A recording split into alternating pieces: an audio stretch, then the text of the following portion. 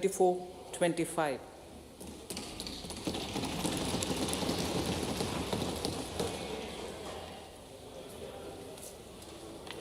The Indian economy has witnessed profound positive transformation in the last 10 years. The people of India are looking ahead to the future with hope and optimism. With the blessings of the people, when our government, under the visionary and dynamic leadership of Honorable Prime Minister Shri Narendra Modi, assumed office in 2014, the country was facing enormous challenges. With Sabka Saath, Sabka Vikas as its mantra, the government overcame those challenges in right earnest. Structural reforms were undertaken. Pro-people programs were formulated and implemented promptly. Conditions were created for more opportunities for employment and entrepreneurship. The economy got a new vigor. The fruits of development started reaching the people at scale. The country got a new sense of purpose and hope. Naturally, the people blessed the government with a bigger mandate. In the second term, our government, under the leadership of Honorable Prime Minister, doubled down on its responsibilities to build a prosperous country with comprehensive development of all people and all regions. Our government strengthened its mantra to Sabka Saath, Sabka Vikas, and Sabka Vishwas. Our development philosophy covered all elements of inclusivity, namely social inclusivity through coverage of all strata of the society, and geographical inclusivity through development of all regions of the country. With the whole of nation approach of Sabka Prayas, the country overcame the challenges of once in a century pandemic, took long strides towards Atmanirbhar Bharat, committed to Panch Pran, and laid solid foundations for the Amrit Kal. As a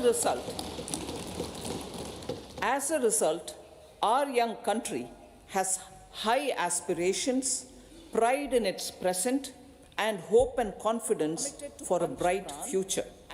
We expect that our government, based on its stupendous work, will be blessed again by the people with a resounding mandate. Inclusive development and growth. Our humane and inclusive approach to development is a marked and deliberate departure from the earlier approach of provisioning up to village level. Development programs were thus provisioned.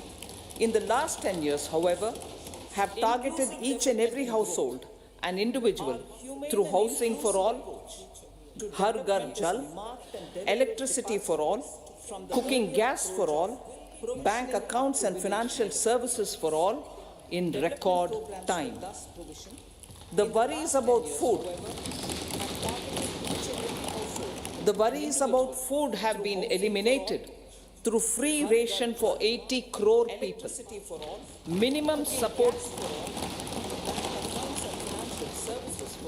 support prices for the produce of Annadata are periodically increased appropriately. These and the provision of basic necessities have enhanced real income in the rural areas. Their economic needs could be addressed, thus spurring growth and generating jobs.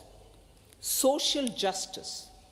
Our government is working with an approach to development that is all-round, all-pervasive, and all-inclusive. Sarvangin, Sarvasparshi, or Sarvasamaveshi. It covers all castes and people at all levels. We are working to make India a Vikasit Bharat by 2047. For achieving that goal, we need to improve people's capability and empower them. Previously, social justice was mostly a political slogan. For our government, social justice is an effective and necessary governance model. The saturation approach of covering all eligible people is the true and comprehensive achievement of social justice. This is secularism in action, reduces corruption, and prevents nepotism, prevents Bhai Bhatijawad. There is transparency and assurance that benefits are delivered to all eligible people. The resources are distributed fairly. All, regardless of their social standing, get access to opportunities. We are addressing systemic inequalities that had plagued our society. We focus on outcomes and not on outlays so that the social economic transformation is achieved. As our Prime Minister firmly believes, we need to focus on 4 major castes. They are Garib, Mahilaye, Yuva, and Annadata.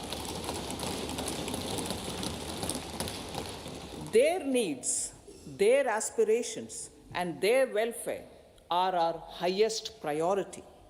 The country progresses when they progress. All 4 require and receive government support in their quest to better their lives. Their empowerment and well-being will drive the country forward. Garib Kalyan, Desh Ka Kalyan. We believe in empowering the poor. The earlier approach of tackling poverty through entitlements had resulted in very modest outcomes. When the poor became empowered partners in the development process, government's power to assist them also increases manifold. With the pursuit of Sabka Saath, in these 10 years, the government has assisted 25 crore people to get freedom from multi-dimensional poverty. Our government's efforts are now getting synergized with energy and passion of such empowered people. This is truly elevating them from poverty. Direct benefit transfer of 34 lakh crore rupees from the government using PM Jan-Dhan accounts has led to savings of 2.7 lakh crores of rupees for the government.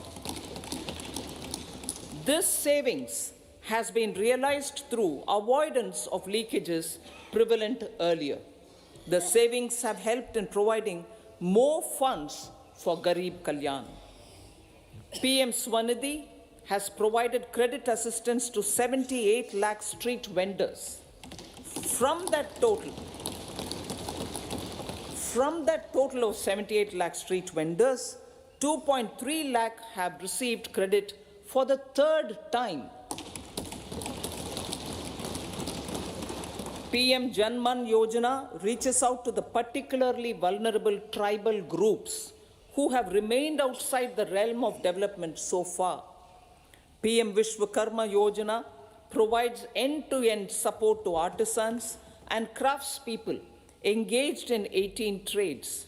The schemes for empowerment of Divyangs and transgender persons reflect firm resolve of our government to leave no one behind. Welfare of Annadata. Farmers are our Annadata. Every year under PM Kisan Samman Yojana, direct financial assistance is provided to 11.8 crore farmers, including marginal and small farmers. Crop insurance is given to 4 crore farmers under PM Fasal Bima Yojana. These, besides several other programs, are assisting Annadata in producing food for the country and for the world. Electronic National Agricultural Market has integrated 1,361 mandis and is providing services to 1.8 crore farmers with trading volume of 3 lakh crores of rupees. The sector is poised for inclusive, balanced, higher growth and productivity.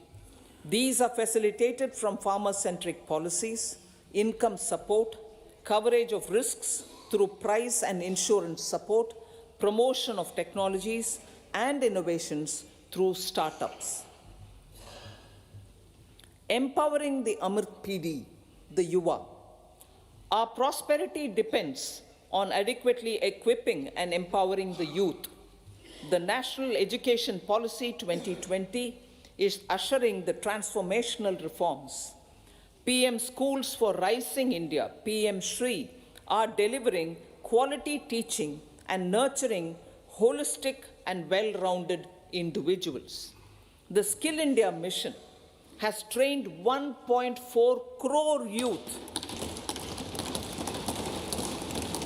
upskilled and reskilled 54 lakh youth, and established 3,000 new ITIs. A large number of institutions of higher learning, namely 7 IITs, 16 triple ITs, 7 IIMs, 15 AIMS, and 390 universities have been set up. PM Mudra Yojana has sanctioned 43 crore loans aggregating to 22.5 lakh crores of rupees for entrepreneurial aspirations of our youth. Besides that, Fund of Funds, Startup India, and Startup Credit Guarantee schemes are assisting our youth. They are also becoming Rozgar Data. The country is proud of our youth scaling new heights in sports. The highest ever medal tally in Asian Games and Asian Para Games in 2023 reflects a high confidence level.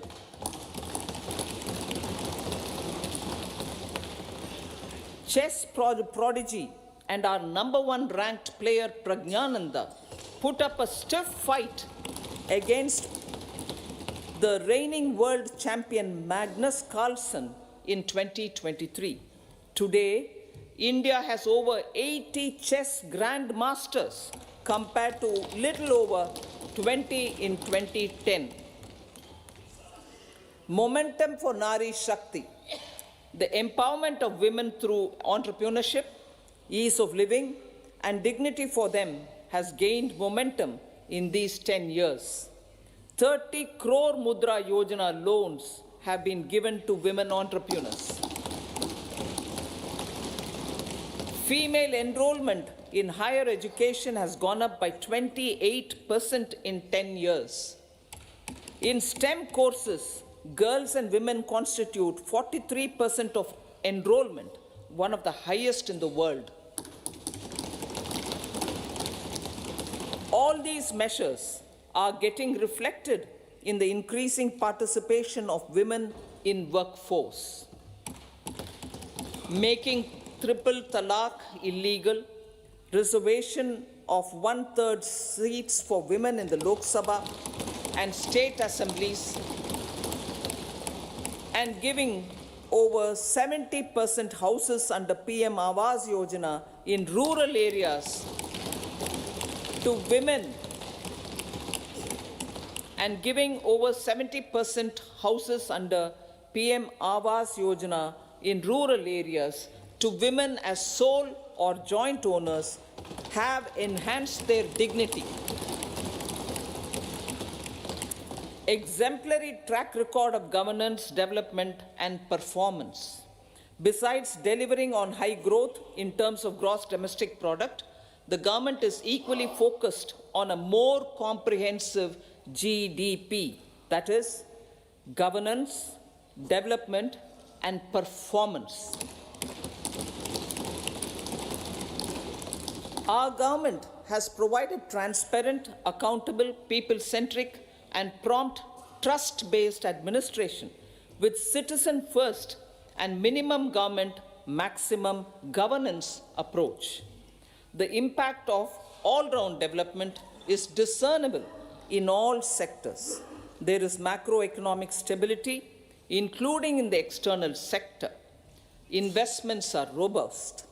The economy is doing well. People are living better and earning better, with even greater aspirations for future.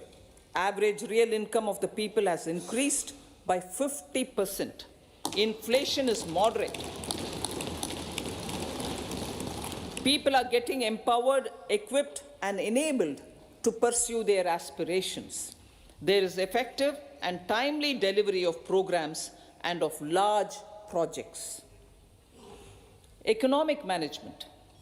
The multi-pronged economic management over the past 10 years has complemented people-centric, inclusive development.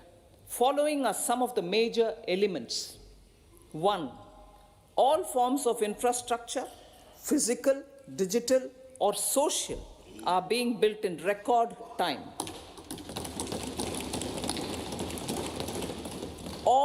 Number 2, all parts of the country are becoming active participants in economic growth. Number 3, digital public infrastructure, a new factor of production as if in the 21st century, is instrumental in formalization of the economy. Number 4, goods and services tax has enabled one nation, one market, one tax. Tax reforms have led to deepening and widening of tax base. Number 5, strengthening of the financial sector has helped in making savings, credit, and investments more efficient.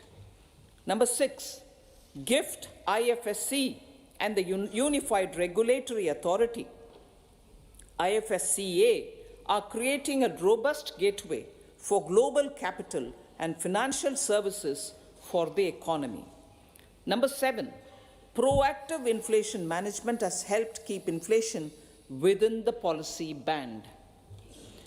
Now, the global context, Honorable Speaker, sir. Geopolitically, global affairs are becoming more complex and challenging with wars and conflicts. Globalization is being redefined with reshoring and friendshoring, disruption and fragmentation of supply chains, and competition for critical minerals and technologies. A new world order is emerging after the COVID pandemic. India assumed the G20 presidency during very difficult times for the world.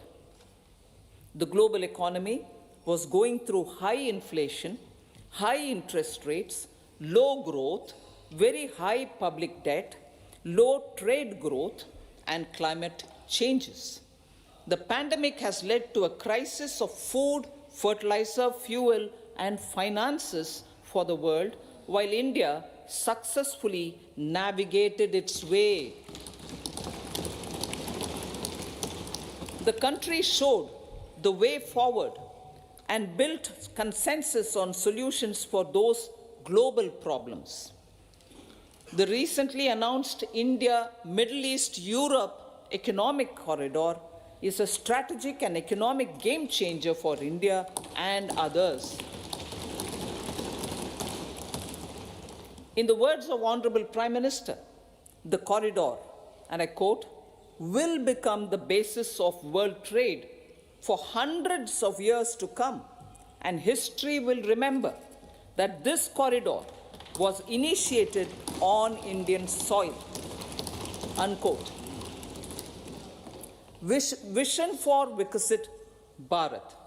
Our vision for Vikasit Bharat is that of prosperous Bharat in harmony with nature, with modern infrastructure, and providing opportunities for all citizens and all regions to reach their potential. With confidence arising from strong and exemplary track record of performance and progress, earning Sabka Vishwas, the next 5 years will be years of unprecedented development and golden moments to realize the dream of developed India by 2047. The trinity of demography, democracy, and diversity backed by Sabka Prayas, has the potential to fulfill aspirations of every Indian. As Honorable Prime Minister in his Independence Day address to the nation mentioned, I quote, "There is no dearth of opportunities, as many opportunities as we want. The country is capable of creating more opportunities. Sky is the limit," unquote. Strategy for Amrit Kal. Our government will adopt economic policies that foster and sustain growth, facilitate inclusive and sustainable development, improve productivity, create opportunities for all, help them enhance their capabilities, and contribute to generation of resources to power investments and fulfill aspirations.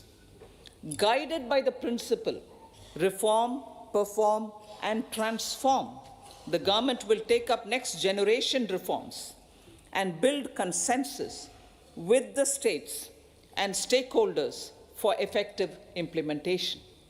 It is an important policy priority for our government to ensure timely and adequate finances, relevant technologies, and appropriate training for the micro, small, and medium enterprises, MSMEs, to grow and also compete globally. Orienting the regulatory environment to facilitate their growth will be an important element of this policy mix. Aligning with the Panchamrit goals, our government will facilitate sustaining high and more resource-efficient economic growth. This will work towards energy security in terms of availability, accessibility, and affordability. For meeting the investment needs, our government will prepare the financial sector in terms of size, capacity, skills, and regulatory framework. Aspirational Districts Program.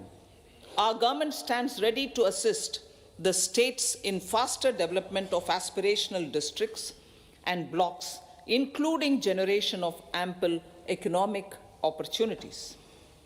Development of the East. Our government will pay utmost attention to make the eastern region and its people a powerful driver of India's growth. PM Awas Yojana Gramin. Despite the challenges due to COVID, implementation of PM Awas Yojana Gramin continued, and we are close to achieving the target of 3 crore houses. 2 crore more houses will be taken up in the next 5 years to meet the requirement arising from increase in the number of families. Rooftop solarization and Muft Bijli. Through rooftop solarization, 1 crore households will be enabled to obtain up to 300 units free electricity every month. This scheme follows the resolve of Honorable Prime Minister on the historic day of consecration of Sri Ram Mandir in Ayodhya. Following benefits are expected. Savings up to 15 to 18,000 rupees annually for households from free solar electricity and selling the surplus to the distribution companies. Charging of electric vehicles. Entrepreneurship opportunities for a large number of vendors for supply and installation. Employment opportunities for the youth with technical skills in manufacturing, installation, and maintenance. Housing for middle class. Our government will launch a scheme to help deserving sections of the middle class, and I quote from Honorable Prime Minister's words, living in rented houses or slums or chawls and unauthorized colonies, unquote, to buy or build their own houses.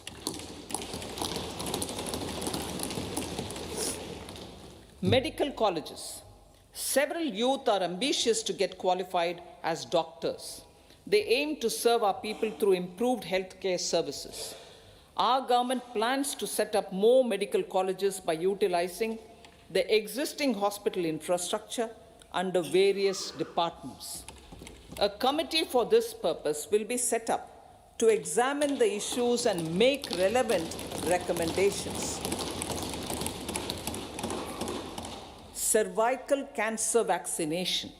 Our government will encourage vaccination for girls in the age group of 9 to 14 years for prevention of cervical cancer. Maternal and child health care.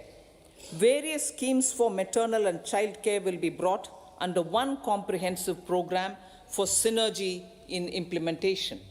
Upgradation of Anganwadi centers under Saksham Anganwadi and Poshan 2.0 will be expedited for improved nutrition delivery, early childhood care, and development.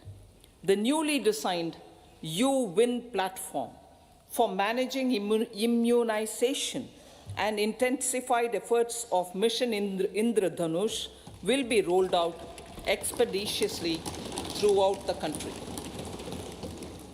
Ayushman Bharat.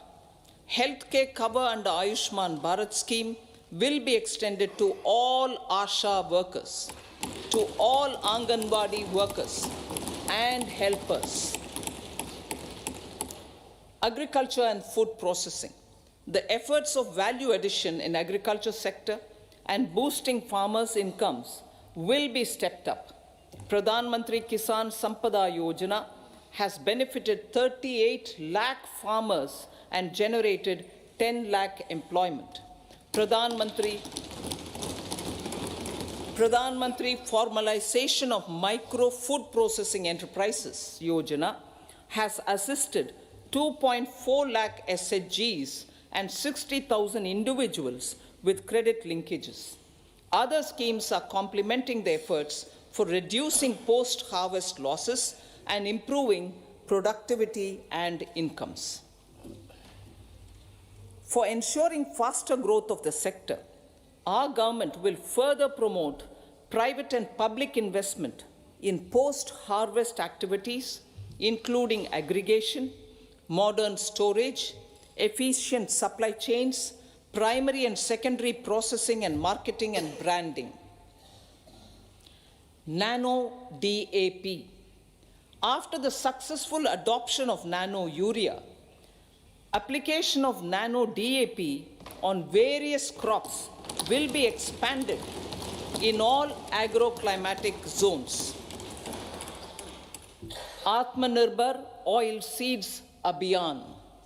Building on the initiative announced in 2022, a strategy will be formulated to achieve Atmanirbharta for oil seeds such as mustard, groundnut, sesame, soya bean, and sunflower.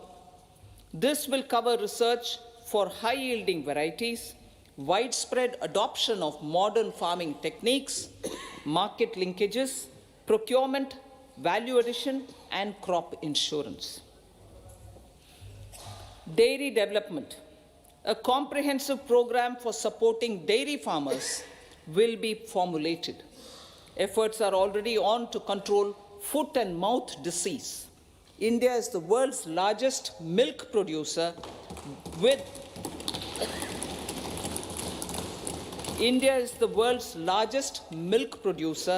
but with low productivity of milch animals.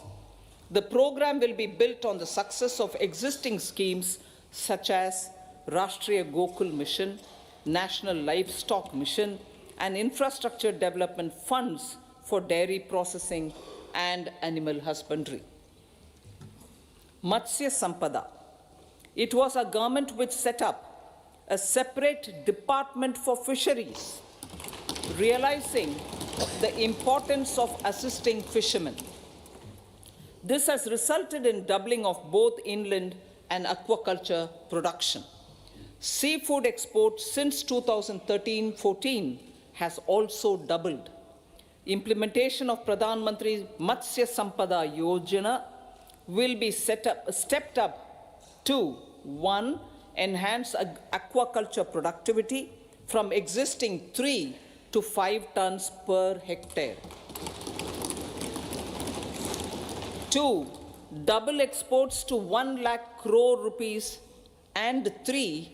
Generate 55 lakh employment opportunities in the near future. 5 integrated aqua parks will also be set up. Lakpati Didi.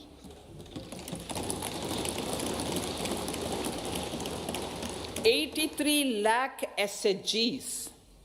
83 lakh SHGs with 9 crore women are transforming rural socio-economic landscape with empowerment and self-reliance. Honorable Speaker said, their success has assisted nearly 1 crore women to become Lakpati Didi already. They are an inspiration to others. Their achievements will be recognized through honoring them. Buoyed by the success, it has been decided to enhance the target for Lakpati Didi from 2 crores to 3 crores.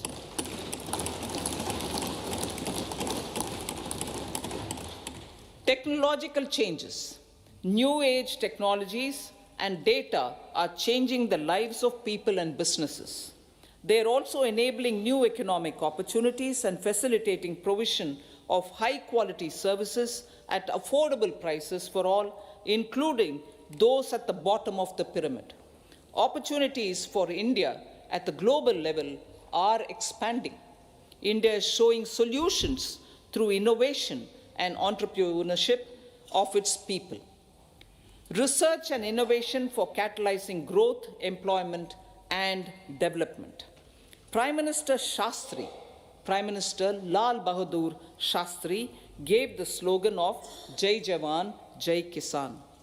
Prime Minister Vajpayee, Atal Bihari Vajpayee ji, made that Jai Jawan, Jai Kisan, Jai Vigyan.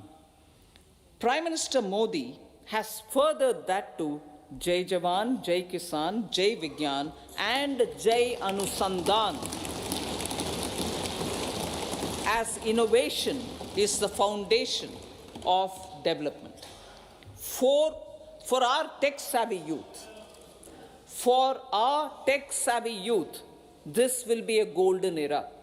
A corpus of 1 lakh crore rupees will be established with 50-year interest-free loan provided. The corpus will provide long-term financing or refinancing with long tenors and low and or nil. I repeat that sentence. The corpus will provide long-term financing or refinancing with long tenors and low or nil interest rates. This will encourage the private sector to scale up research and innovation significantly in sunrise domains. We need to have programs that combine the powers of our youth and technology. A new scheme will be launched for strengthening deep tech technologies for defense purposes and expediting Atmanirbharta. Infrastructure development.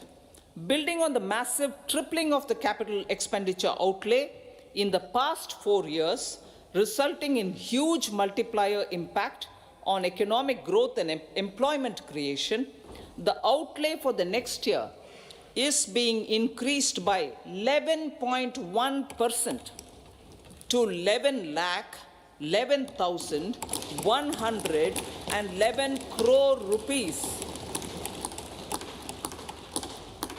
This would be 3.4% of our GDP. Railways. 3 major economic railway corridor programs will be implemented. These are energy, mineral, and cement corridor. Number 2, port connectivity corridors, And number 3, high traffic density corridors. The projects have been identified under the PM Gati Shakti for enabling multimodal connectivity. They will improve logistics efficiency and reduce cost. The resultant decongestion of the high traffic corridors will also help in improving operations of passenger trains, resulting in safety and higher travel speed for passengers. Together with dedicated freight corridors, these 3 economic corridor programs will accelerate our GDP growth and reduce logistic costs.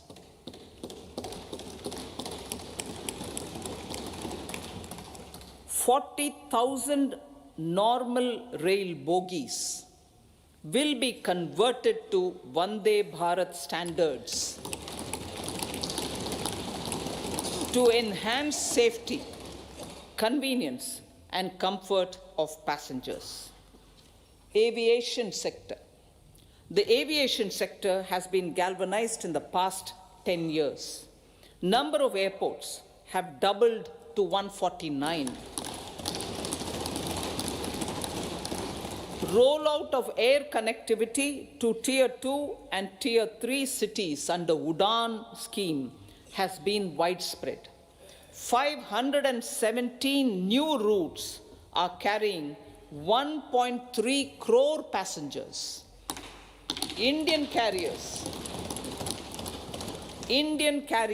have proactively placed orders for over 1,000 new aircrafts. Expansion of existing airports and development of new airports will continue expeditiously. Metro and Namo Bharat. We have a fast expanding middle class and rapid urbanization is taking place. Metro rail and Namo Bharat can be the catalyst for the required urban transformation.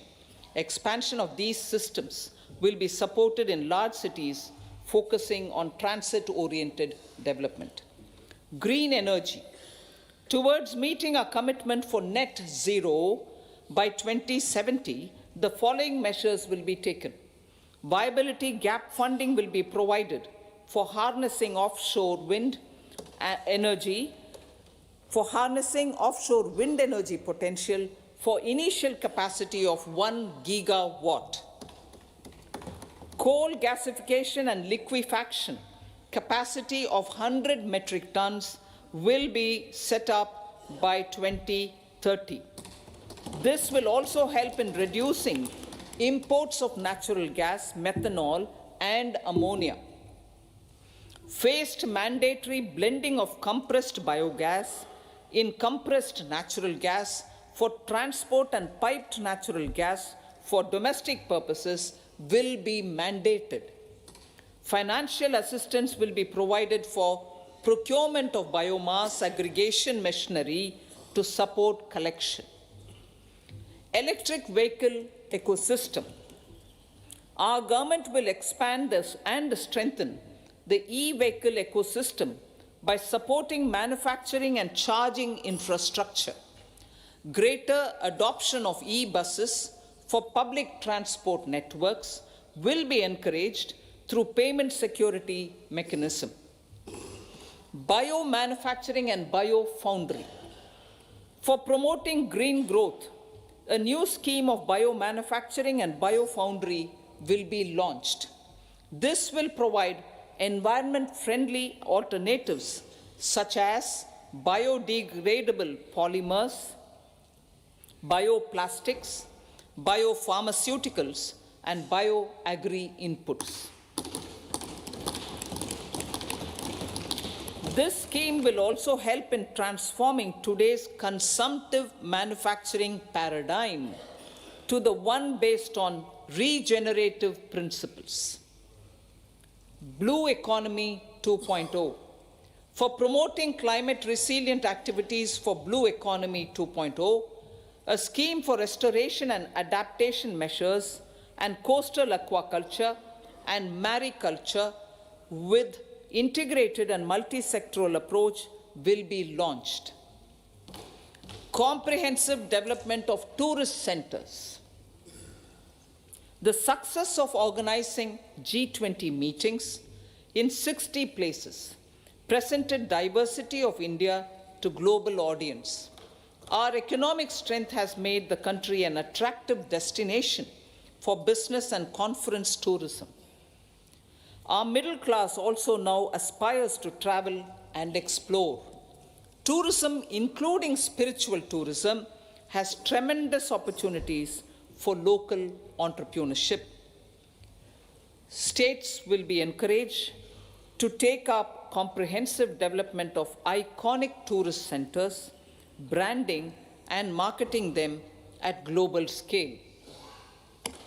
A framework for rating of the centers based on quality of facilities and services will be established. Long-term interest-free loans will be provided to states for financing such development on matching basis. To address the emerging fervor for domestic tourism, Honorable Speaker, sir, projects for port connectivity, tourism infrastructure, and amenities will be taken up on our islands, including Lakshadweep. This will help in generating employment also. Promoting investments. The FDI inflow during 2014 to 23 was $596 billion US, marking a golden era. That is twice the inflow during 2005 to 14. For encouraging sustained foreign investment, we are negotiating bilateral investment treaties with our foreign partners in the spirit of First Develop India. FDI is First Develop India. Reforms in the states for Vikasit Bharat. Many growth and development enabling reforms are needed in the states for realizing the vision of Vikasit Bharat. A provision of 75,000 crore rupees as 50-year interest-free loan is proposed this year to support those milestone-linked reforms by the state governments. Societal changes. The government will form a high-powered committee for an extensive consideration of the challenges arising from fast population growth and demographic changes. The committee will be mandated to make recommendations for addressing these challenges comprehensively in relation to the goal of Vikasit Bharat. Amrit Kal as Kartavya Kal. Our government stands committed to strengthening and expanding the economy with high growth and to create conditions for people to realize their aspirations. Honorable Prime Minister, in his Independence Day address to the nation in the 75th year of our Republic, said, and I quote, "We commit ourselves to national development with new inspirations, new consciousness, new resolutions as the country opens up immense possibilities and opportunities. It is our Kartavya Kal." Unquote. Every challenge of the pre-2014 era was overcome through our economic management and our governance. These have placed the country on a resolute path of sustained high growth. This has been possible through right policies, true intentions, and appropriate decisions. In the full budget in July, Honorable Speaker, our government will present a detailed roadmap for our pursuit of Vikasit Bharat.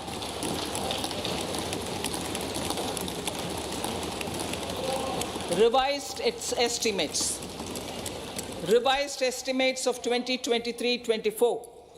The revised estimate of the total receipts other than borrowings is 27.56 lakh crores of rupees, of which the tax receipts are 23.24 lakh crore rupees. The revised estimate of total expenditure is 44.90 lakh crore rupees. The revenue receipts at 30.03 lakh crore rupees are expected to be higher than the budget estimate, reflecting strong growth momentum and formalization in the economy. The revised estimate of the fiscal deficit is 5.8% of GDP, improving on the budget estimate, notwithstanding moderation in the nominal growth estimates. Budget estimates for 2024-25. Coming to the year 2024-25, the total receipts other than borrowings and total expenditure are estimated at 30.80 and 47.66 lakh crore rupees respectively. The tax receipts are estimated at 26.02 lakh crore rupees. The scheme of 50-year interest-free loan for capital expenditure to states will be continued this year with an outlay of 1.3 lakh crore rupees. We continue on the path of fiscal consolidation, as announced in my budget speech of 2021-22, to reduce fiscal deficit below 4.5% by 25-26. The fiscal deficit in 2024-25 is estimated to be 5.1% of GDP, adhering to that path. So the gross and net market borrowings through dated securities during 24-25 are estimated at 14.13 lakh crore rupees and 11.75 lakh crore respectively. Both will be less than that in 23-24. Now that the private investments are happening at scale, the lower borrowings by the central government will facilitate larger availability of credit for the private sector. Vote on account. I'll be seeking vote on account approval of the Parliament through the appropriation bill for a part of the financial year 2024-25. I will now move to part B. Honorable Speaker, sir, over the last 10 years, the direct tax collections have more than trebled and the return filers swelled 2.4 times. I would like to assure the taxpayers that their contributions have been used wisely for the development of the country and welfare of its people. I appreciate the taxpayers for their continued support. The government has reduced and rationalized tax rates. Under the new tax scheme, there is now no tax liability for taxpayers with income up to 7 lakh rupees, up from 2.2 lakh rupees in the financial year 2013-14. The threshold for presumptive taxation for retail businesses was increased from 2 crores to 3 crores. Similarly, the threshold for professionals eligible for presumptive taxation was increased from 50 lakh rupees to 75 lakh rupees. Also, corporate tax rate was decreased from 30% to 22% for existing domestic companies and to 15% for certain new manufacturing companies. Honorable Speaker, sir, in the last 5 years, our focus has been to improve taxpayer services. The age-old jurisdiction-based assessment system was transformed with the introduction of faceless assessment and appeal, thereby imparting greater efficiency, transparency, and accountability. Introduction of updated income tax returns, a new Form 26AS, and pre-filling of tax returns have made filing of tax returns simpler and easier. Average processing time of returns has been reduced from 93 days in the year 2013-14 to a mere 10 days this year, thereby making refunds faster. Indirect taxation. By unifying the highly fragmented indirect tax regime in India, the GST has reduced the compliance burden on trade and industry. The industry has acknowledged the benefits of GST. According to a recent survey conducted by a leading consulting firm, 94% of industry leaders view the transition to GST as largely positive. According to 80% of the respondents, it has led to supply chain optimization, as elimination of tax arbitrage and octroi has resulted in disbanding of checkposts at the state and city boundaries. At the same time, tax base of GST more than doubled, and the average monthly gross GST collection has almost doubled to 1.66 lakh crores this year. States too have benefited. States' SGST revenue, including compensation released to states in the post-GST period of 2017-18 to 2022-23, has achieved a buoyancy of 1.22. In contrast, the tax buoyancy of state revenues from subsumed taxes in the pre-GST four-year period of 2012-13 to 2015-16 was a mere 0.72.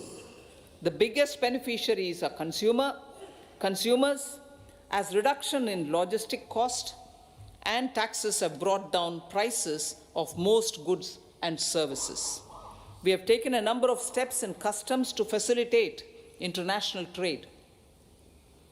As a result, the import release time declined by 47% to 71 hours at inland container depots, by 28% to 44 hours at air cargo complexes, and by 27% to 85 hours at seaports over the last 4 years since 2019, when the national time release studies were first started. Tax proposals.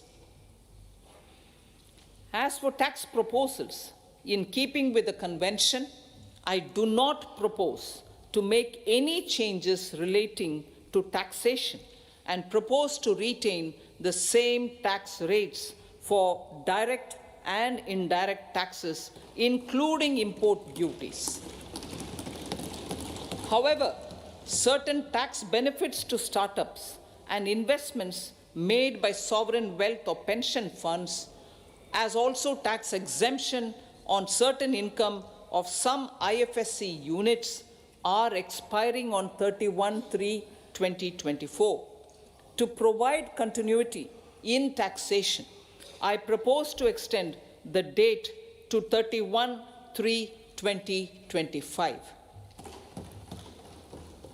Moreover, in line with our government's vision to improve ease of living and ease of doing business, I wish to make an announcement to improve taxpayers' services. There are a large number of petty, non-verified, non-reconciled, or disputed direct tax demands, many of them dating as far back as 1962, which continue to remain on the books, causing anxiety to honest taxpayers and hindering refunds of subsequent years. Honorable Speaker, sir, I propose to withdraw such outstanding direct tax demands up to 25,000 rupees pertaining to the period up to financial year 2009-10 and up to 10,000 rupees for financial years 2010-11 to 2014-15. This is expected to benefit about 1 crore taxpayers. 1 crore taxpayers would benefit out of this. Economy then and now. In 2014, when our government assumed the reins, the responsibility to mend the economy step by step and to put the governance systems in order was enormous. The need of the hour was to give hope to the people, to attract investments and to build support for the much needed reforms. The government did that successfully following a strong belief of nation first. The crisis of those years has been overcome and the economy has been put firmly on a high sustainable growth path with all-round development. It is now appropriate to look at where we were then. I repeat, it is now appropriate to look at where we were then till 2014 and where we are now, only for the purpose of drawing lessons from the mismanagement of those years. The government will lay a white paper on table of the House.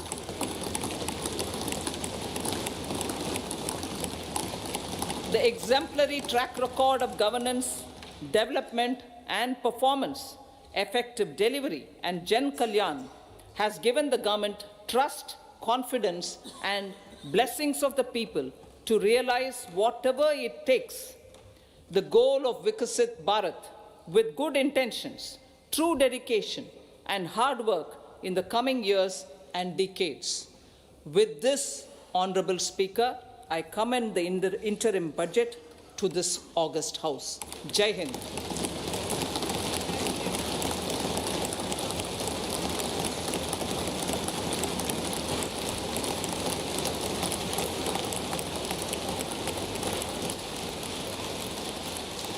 Item number 2 Shrimati Nirmala Sitharaman ji.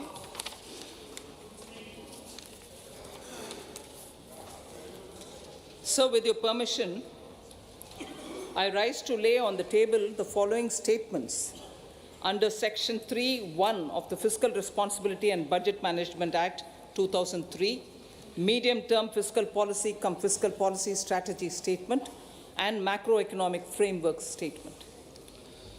Item number 3, Srimati Nirmala Sitharaman ji.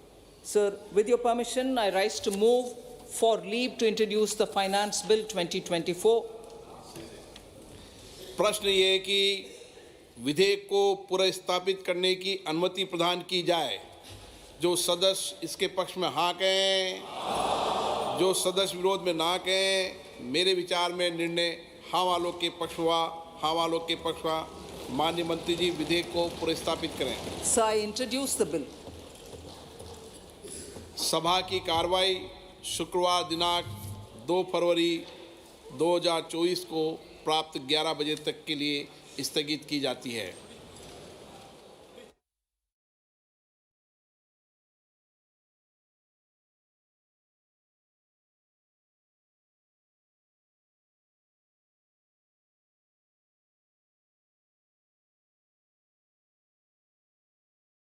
Nahyan, Honorable President of the United Arab Emirates and ruler of Abu Dhabi. His Excellency Mr. Jose Ramzorda, Honorable President Timor-Leste. His Excellency Mr. Philip Nyusi, Honorable President Mozambique. His Excellency Mr.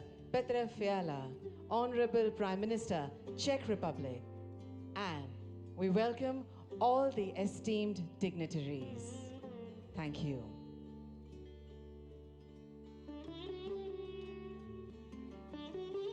Namaskar, Suswagatam. આપ સૌનું આજના આ વિશેષ અવસર પર ભાવભર્યું સ્વાગત છે.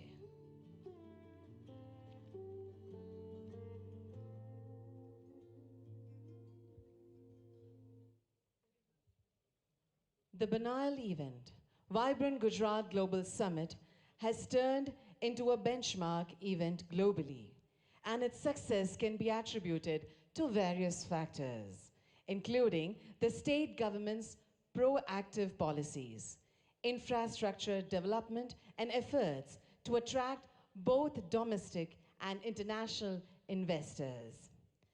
Participating in this summit holds immense significance as it marks the pioneering event in the Amrit Kal. On this occasion, we also welcome the Honorable Governor of Gujarat, Shri Acharya Devrat Ji, and Honorable Chief Minister of Gujarat, Shri Bhupendra Bhai Patel.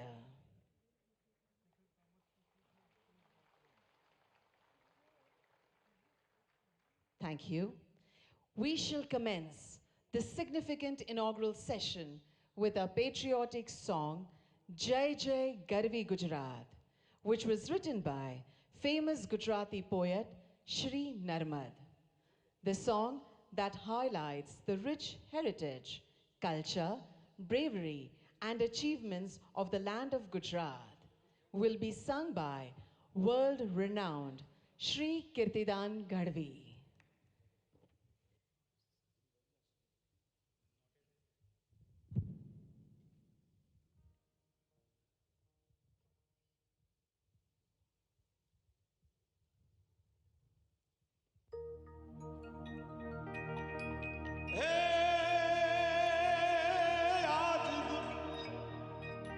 गुजरातनी स्वर्ण भूमि पर उग्યું स्वर्ण प्रभात जय गुजरात जय गुजरात ए जय जय हो गर्वी गुजरात तने वंदन गुजरात तने वंदन गुजरात तने वंदन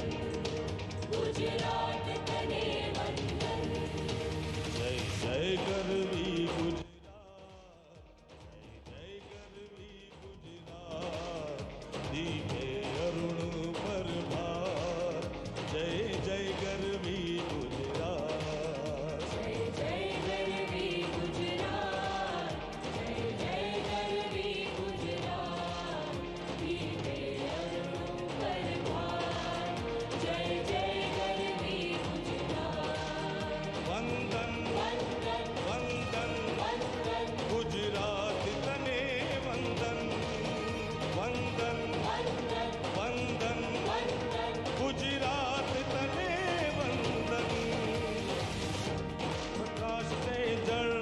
सूबी प्रेम शौर्य अंगी तू भणव भणव निज संतति सौने प्रेम भक्ति नीरी ऊंची तुझ सुंदर जा जय जय गर्वी गुजरात जय गर्वी गुजरात जय जय गर्वी गुजरात दीपे अरुणों पर भार जय जय गर्वी गुजरात वंदन वंदन वंदन वंदन गुजरात तने वंदन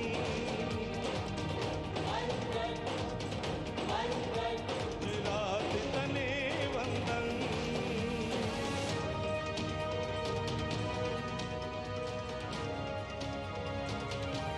उत्तर मायंबा मात पूरव मां काली मात जे दक्षिण दिशा करंत रक्षा कुंतेश्वर महादेव ने सोमनाथ ने तारके ए पश्चिम के रादेव जे सहाय मां साक्षात जय जय गर्वी गुजरात जय गर्वी गुजरात जय जय गर्वी गुजरात दीपे अरुणों पर भार जय जय गर्वी गुजरात वंदन वंदन वंदन वंदन गुजरात तने वंदन वंदन वंदन वंदन वंदन गुजरात तने वंदन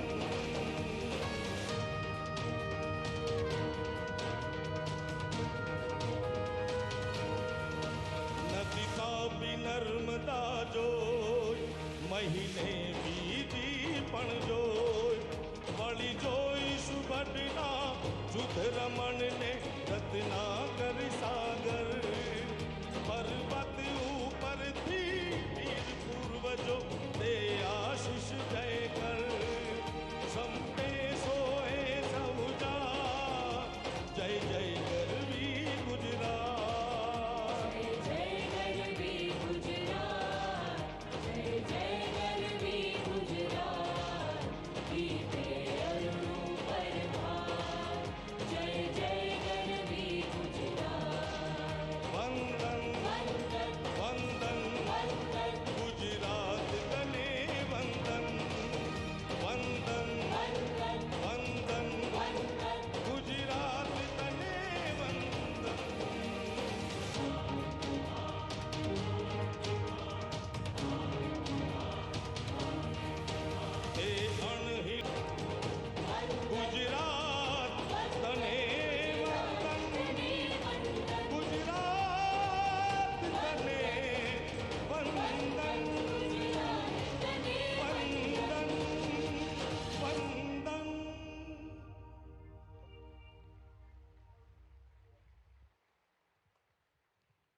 Thank you very much, artists, for the melodious presentation.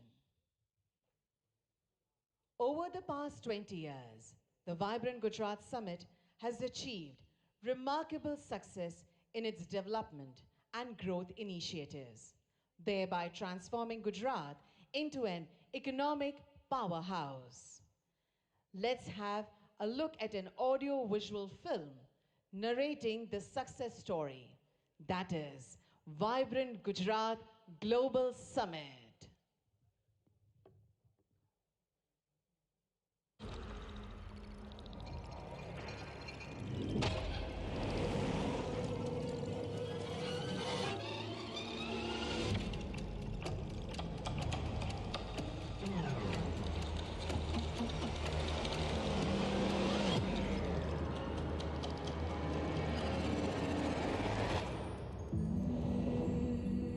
A land synonymous with prosperity and growth, warmth and hospitality, innovation and enterprise par excellence.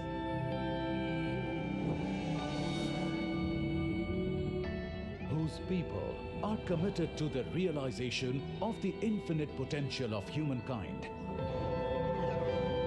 and wedded to the doctrine of Vasudhaiv Kutumbakam. One earth, one family, one future. A state blessed with the guidance of a visionary who is pioneering India's ascent as a Vishwamitra, a universal friend. Welcome to the 10th edition of Vibrant Gujarat Global Summit, distilled by 2 decades of exponential progress that catapulted the state as one of the world's most preferred investment destinations. Gujarat's GDP of $14 billion in 2002 grew to an estimated $282 billion in financial year 2022-23, nurtured by all-round excellence that catalyzed socio-economic growth with inclusivity and unbridled entrepreneurship, led India into Amrit Kaal.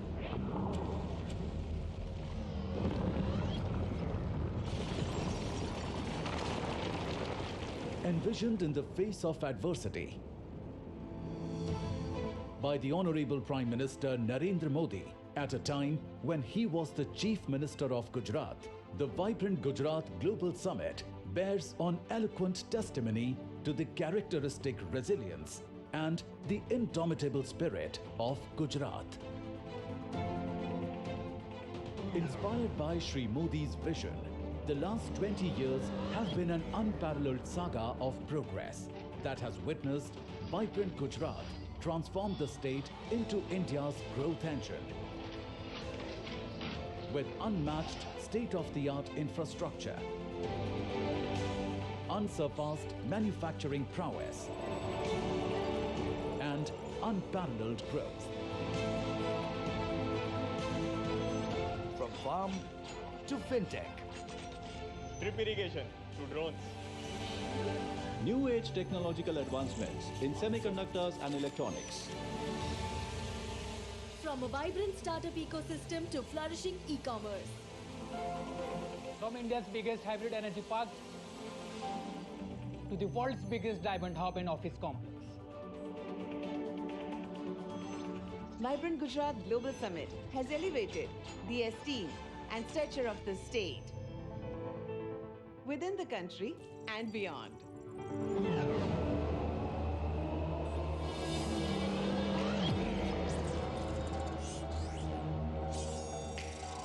Gujarat is fully geared up to spearheading Industry 4.0, heralding the new industrial revolution with human augmentation તરલ ભટ્ટ સહિતના આરોપીઓની શોધખોળ માટે પણ propelled with the PM Gati Shakti. the transformative approach for integrated and multimodal connectivity. See the world's tomorrow in the Gujarat of today, where Dholera Special Investment Region, a future-ready greenfield smart city, lays the foundation of modern regenerative economies. India's first bullet train is being built to usher in a dynamic ecosystem by fostering innovation and adaptability. Artificial intelligence, robotics and intelligent supply chain orchestration leverage symbiotic growth paradigm and a future-ready landscape with 80% of India's rooftop solar.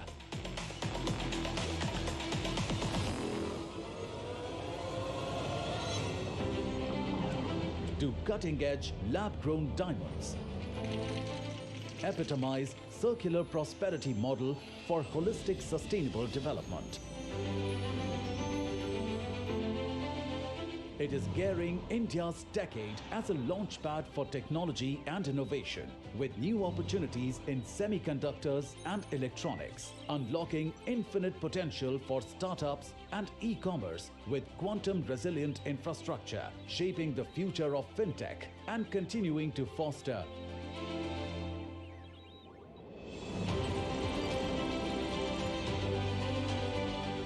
medium, small and micro enterprises with a special focus on enhancing ease of doing business, empowering of women entrepreneurs,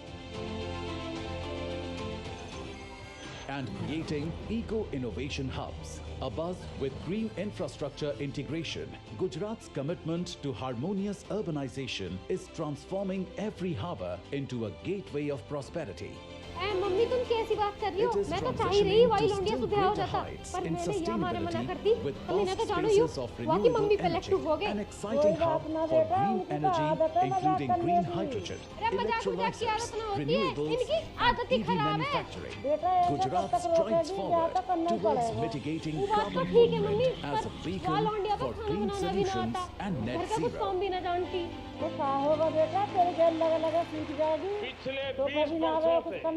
पर एक बात बड़ी आई, वो लौंडिया खूब पढ़ी लिखी, ये दोनों तो 10वीं फेल हैं। अगर वो आ जाती ना तो घर सुधर जाता। पढ़ी लिखी बहू आ जाएगी तो तेरे बाल करने में दिमाग आ जाएगा। अब मेरा वाह घर में करने का जी ना है, इनने मेरा दिमाग खराब कर दिया। कोई और ही लौंडिया ढूंढूंगी। एक बार बाल करके पापा से बात करके देख ले, क्या पता मान जाने। मम्मी पूरी दुनिया मान सके, पर इनका बाप न मान सकता कभी भी। बता रही हूँ, ठीक है मम्मी, मैं भी काम कर लूँ, गेहूँ भी धो के सुखाने हैं। तो बालक कहाँ दोनों? लग रहे होंगे कहीं लफंडरबाजी में। आप सभी भी इसी दिशा में जरूर सोचेंगे, जरूर कदम उठाएंगे। अरे बोल क्यों ना रहे कुछ भी? बताओ तो कहाँ देखा तुमने वहाँ जाके? देखने तेरी बहू गए, पर कहीं ने देखा नहीं दिया कुछ। तो उससे कहीं ने मैंने एक मेरी बहू है आगे पीछे से घुमा फिरा के देख लिया। देख का तू? भाई मैंने कही मम्मी सु कि नितिन भाई ने नू कही है कि बहू आगे पीछे घुमा के देख लो। मम्मी ने गैर मेरी गुद्दी पे रहबट मारा बीच इनके सामने। तेरे चक्कर में क्या और हूँ मैं? तो भरोसा ना ऐसे पूछ ले। हाँ भैया, जब चाय लेके आ रही थी ना तो आगे भी तो मस्त लग रही थी। मम्मी कसम भैया, लेकिन भाई नहीं। अरे ये मस्त लग रही क्या हुआ है? साले तभी ने बोले बहू हमें समझ गया। अरे तू बता, मैंने सूट पहन रखा है, जींस पहन रखी है। अरे भाई पहला दिन है, सूट पहन के आएगी। वो जी तरह वो एट की रात। अरे तू बता फिर कौन सा कलर का पहन रखा है? वो पहना वो संतरी कलर। संतरी? बोला क्या? बजरंगबली की पहन रही है। ऐसे कैसे? संतरी कलर बजरंगबली के रहे। अच्छा, और फिर काले रंग का सूट पहन लिया तो फिर काला संतरी को जा। भैया ये तो नासा का साइंटिस्ट ही अलग है। ओ साइंटिस्ट, रुक जा, पहले तू बता, मैंने चप्पल पहन रखी है, हील पहन रखी। चप्पल मैंने पाँव की तरफ देख रहा हूँ, मैं तो शकल ही देख रहा हूँ। शकल देखने में लग रहा है क्या ना वो? शकल देखेंगे। नू बता, काली है गोरी है? भैया भाभी गोरी बहुत है यार। तो फिर ऐसे कर रहा तू? बाल कैसे आपके? भाई बाल तो लंबे भाभी के। अरे यार शैम्पू खर्चा पड़ जाएगा। ओ भैया, बीएससी कर रखी है उनने, नौकरी लग जाए उनकी। कितनी भी बीएससी कर रखी हो, यार जब भी एमसी होएगा। अरे तू बता, कोई बॉयफ्रेंड तो ना हो? ए भाई यार चाय की ट्रे लेके आई हूँ मेरे सामने। मैं कहाँ देख रहा हूँ बॉयफ्रेंड है ना? इंस्टाग्राम पे चला रहा हूँ मैं वहाँ का। अरे यार तुम क्या काम के आदमी रहो वैसे? तुम दोनों में लौंडे देख रहे हो। अभी तक एक चीज ना बताई तुमने वहाँ के बारे में। यार मैं चला जाता हूँ, पूरा स्कैन कर तो नीचे तक। अब स्कैन करने से क्या फायदा? अब तो मम्मी ने मना कर दी। अब तेरा ब्याह हो गया ना वो? क्यों? अब क्यों ना हो सकता? पापा ने ड्रामे करे ना वहाँ जाके, समझन बहुत जोर के, समझन बहुत जोर के। मस्तानी पूछ काका कह रहे। हाँ भैया, अंकल तो भाभी को देख ही नहीं रहे थे, वे तो समदन को देख रहे थे, बस यही कह रहे थे समदन बहुत जोर की, समदन बहुत जोर की। फिर आंटी गुस्सा है कि हम चले आए। मतलब ये सारा कलेश पापा ने करवाया, यही हमारा मम्मी गुस्सा हो रही है। और कहा तो एक काम करें, विश्व नेता और भारत के यशस्वी वड़ा प्रधान तथा वाइब्रेंट गुजरात ग्लोबल समिट के प्रणेता आदरणीय श्री नरेंद्र मोदी जी इस कार्यक्रम के मुख्य अतिथि his highness Sheikh Mohammed bin Zayed Al Nahyan, president UAE, his excellency Jose Ramos Horta, president Timor Leste, his excellency Filipe Nyusi, president Republic of Mozambique, his excellency Petr Fiala, prime minister चेक Republic, इस summit के partner countries के माननीय ministers, विश्व के विविध देशों से पधारे एम्बेसडर्स, गुजरात के माननीय गवर्नर आचार्य देवव्रत जी, माननीय केंद्रीय मंत्रीगण और गुजरात के मेरे सहयोगी मंत्री, मैं आप सभी को गुजरात की धरती पर हृदय से स्वागत करता हूं। विश्व के विविध देशों से पधारे एम्बेसडर, वाइब्रेंट समिट के पायोनियर एंड आर्किटेक्ट आदरणीय प्रधानमंत्री श्री नरेंद्र मोदी ने वाइब्रेंट समिट को बिजनेस ब्रांडिंग के साथ बॉन्डिंग का भी समिट कहा है। आज यहाँ आप सभी की गौरवमयी उपस्थिति प्रधानमंत्री श्री की इस बात को चरितार्थ करती है। वाइब्रेंट गुजरात ग्लोबल समिट 2024 के खास बनाने वाले 34 पार्टनर कंट्रीज और 16 पार्टनर ऑर्गेनाइजेशन के प्रतिनिधियों का 130 से अधिक देशों के डेलीगेट्स का भी मैं सम्मान के साथ स्वागत करता हूं। Global industries and business community के चेयरपर्सन, सीईओज तथा सीनियर रिप्रेजेंटेटिव्स का भी गुजरात की धरती में स्वागत है। भारतीय संस्कृति के वसुधैव कुटुंबकम, एक पृथ्वी, एक परिवार, एक भविष्य के विचार को प्रधानमंत्री श्री नरेंद्र भाई मोदी ने विश्व तक पहुंचाया है। माननीय प्रधानमंत्री श्री नरेंद्र मोदी जी के नेतृत्व में हाल ही में संपन्न हुई भारत की G20 प्रेसिडेंसी भारतवासियों के लिए एक बड़ी उपलब्धि रही है।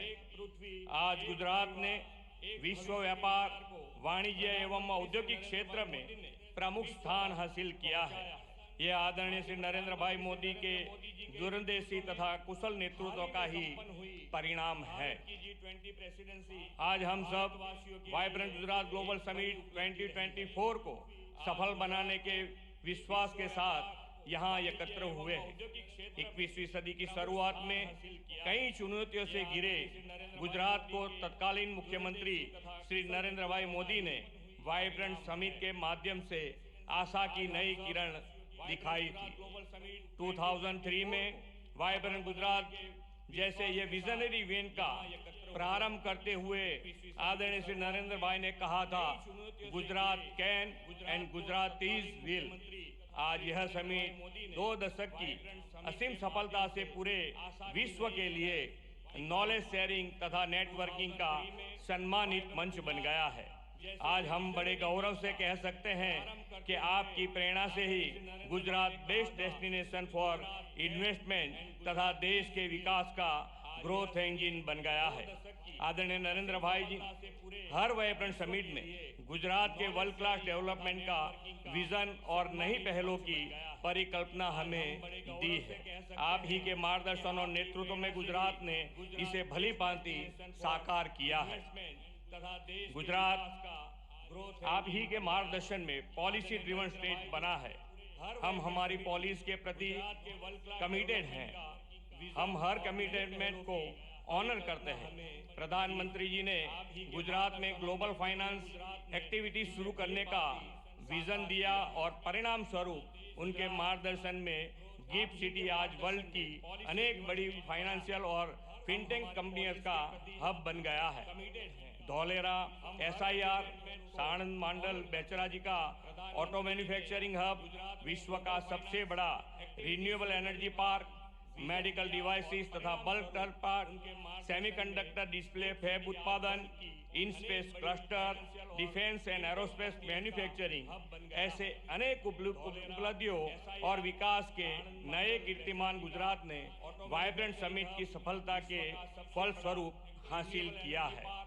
इतना ही नहीं, गुजरात के इस मॉडल से प्रेरित होकर देश के अन्य राज्यों ने भी अपनी राज्यों के इवेंट में समिट के आयोजन शुरू किया है।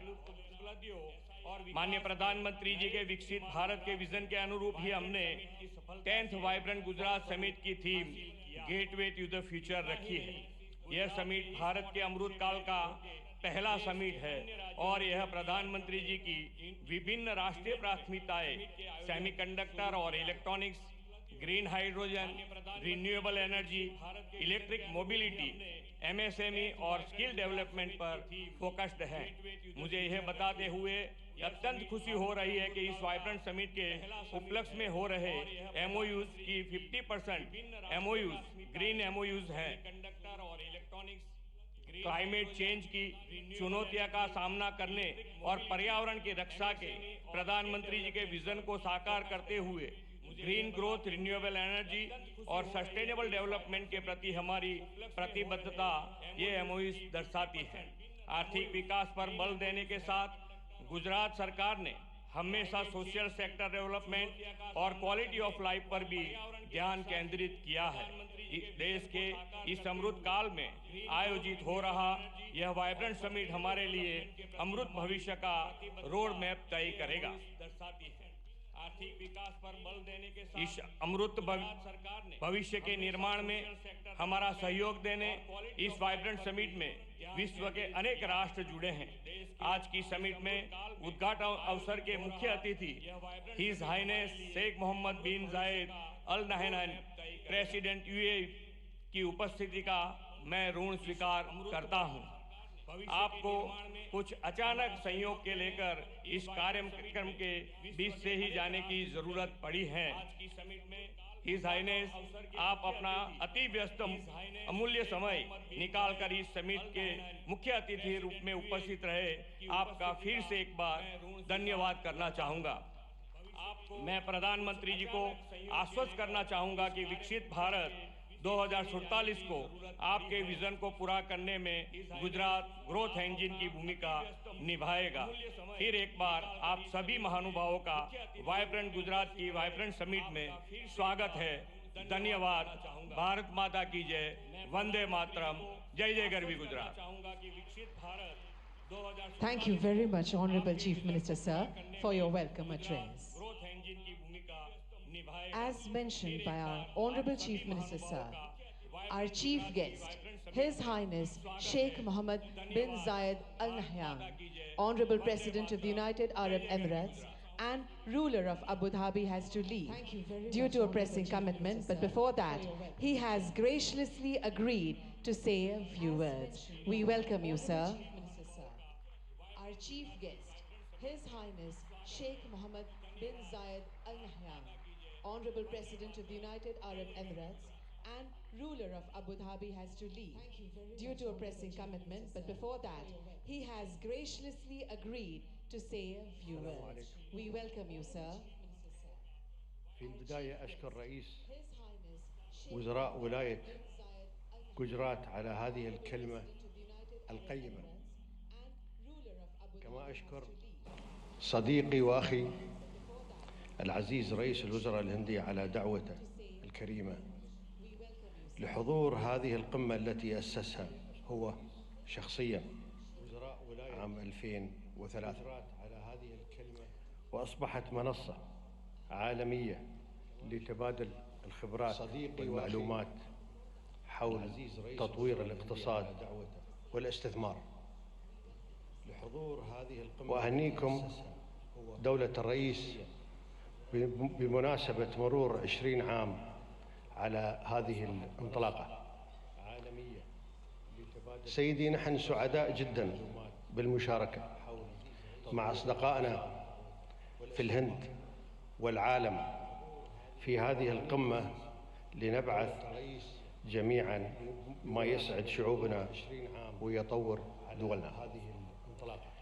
كما أشكر المشاركين والمنظمين لهذه القمة وأتمنى للجميع النجاح والتوفيق والخروج بنتائج تخدم التعاون والتنمية والازدهار للجميع. شكرا.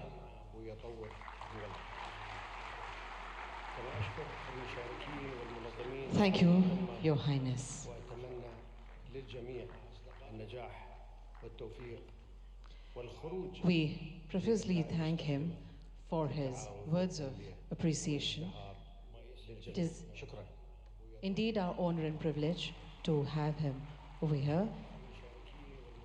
Thank you, Your Highness. Our Honorable Prime Minister will see him off and will join us back in few moments. But we shall continue the program. Words of appreciation. It is indeed our honor and privilege to have him over here. Thank you. On this occasion, we have with us some eminent captains of industry. We would like to request them to address the gathering and share their insightful perspectives, enriching this prestigious summit with their profound knowledge and vision. We would like to invite Shri Lakshmi Mittal, Chairman ArcelorMittal, for his address.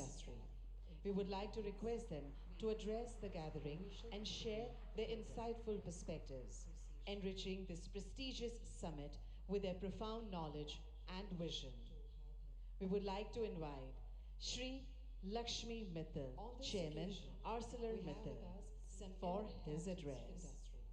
We would like to request them to address the gathering and share their insightful perspectives, enriching this prestigious summit with their profound knowledge and vision. We would like to invite Shri Lakshmi Mittal, Chairman ArcelorMittal, for his address. नमस्कार, प्रधानमंत्री जी अभी हैं नहीं, शीघ्र ही आते होंगे, but मैं मुख्यमंत्री श्री भूपेंद्र भाई पटेल जी, गवर्नर आचार्य देवव्रत जी एंड मेरे साथियों एंड ऑनरेबल डिग्निटरीज, पिछले साल सितंबर में वाइब्रेंट गुजरात की 20वीं एनिवर्सरी पर मैं यहाँ आया था और प्रधानमंत्री जी ने बताया कैसे आइडियाज़, इमेजिनेशन और प्रोसेस कंटिन्यूटी के आधार पर इस मेगा ग्लोबल इवेंट को एक इंस्टीट्यूशनलाइज्ड स्ट्रक्चर मिला है। पिछले साल सितंबर में प्रधानमंत्री जी ने उस वक्त ये बताया कि कैसे one earth, one family, one future की सच्ची भावनाओं को लेकर भारत की प्रतिष्ठा कैसे बढ़ेगी और हर इंटरनेशनल फोरम में पूरे ग्लोबल साउथ की आवाज़ को भी मजबूत किया है। प्रधानमंत्री जी ने उस वक्त माननीय मुख्यमंत्री भाई पटेल जी, मैं आपको भी डेवलपमेंट को आगे रखने और इन्वेस्टमेंट्स को आकर्षित करने और एडमिनिस्ट्रेशन को स्तर ऊंचा उठाने के लिए बधाई देता हूँ।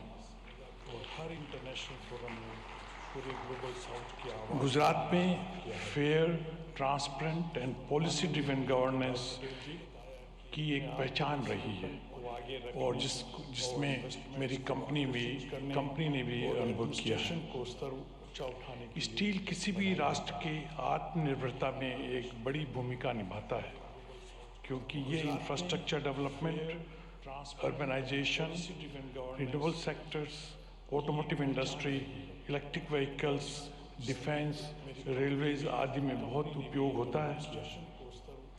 ग्लोबल टेक्नोलॉजी को सर्वोत्तम रूप से लाकर हम हाई एंड प्रोडक्ट्स को डेवलप कर रहे हैं जो एसएमई से स्टार्टअप तक के स्टील कंज्यूमर्स को कम्पिटिटिव बनाने में मदद कर रहा है। ऑटोमोटिव इंडस्ट्री गुजरात ने आज से 4 साल पहले आर्सलरमित्तल निपन स्टील इंडिया का स्वागत किया था और 2021 में प्रधानमंत्री जी ने और मुख्यमंत्री ने हमारे हजीरा एक्सपेंशन प्रोजेक्ट की भूमि पूजन की थी। मुझे ये बताते हुए गर्व हो रहा है कि ये एक्सपेंशन प्रोजेक्ट तेज़ी से बढ़ रहा है और लक्ष्य के अनुसार इसका फेज़ 1 2026 में पूरा हो जाएगा। आज वाइब्रेंट गुजरात और मुख्यमंत्री ने हमारे हजीरा 2024 के इस मौके पर हमने सेकंड फेज के लिए MOU साइन किए हैं। जब ये प्रोजेक्ट 2029 में पूरा होगा तो 24 million tonne crude steel production की क्षमता के साथ 800 मित्तल निपन स्टील इंडिया का हजीरा साइट विश्व के सबसे बड़े single location integrated steel plants में से एक बन जाएगा। जब ये प्रोजेक्ट 2029 में पूरा होगा, हमें पूरा भरोसा है कि गुजरात सरकार के सहयोग के साथ हम इस प्रोजेक्ट को अगले 5 साल में पूरा करने में सफल होंगे। हम केवल स्टील में नहीं है बल्कि रिन्यूएबल एनर्जी, ग्रीन हाइड्रोजन जैसे इमर्जिंग सेक्टर्स में भी निवेश कर रहे हैं। मैं ये कहना चाहता हूँ कि हम देश के लिए अगला 20 साल बहुत महत्वपूर्ण है और मैं आप सब लोगों को विश्वास दिलाना चाहता हूँ कि आत्मनिर्भर और विकसित भारत के 2047 के विजन को पूरा करने के लिए हम रेडी हैं। मैं इन सब प्रधानमंत्री, मुख्यमंत्री, गवर्नर साहब, इन सब लोगों को मेरे को मंच पे आने के लिए मौका देने के लिए मैं आप लोगों का बहुत आभारी हूँ। नमस्कार। सर, आपके महत्वपूर्ण संबोधन के लिए आपका बहुत बहुत धन्यवाद। We would now like to invite Mr. Toshihiro Suzuki, President, Suzuki Motor Corporation, Japan, to please deliver his address.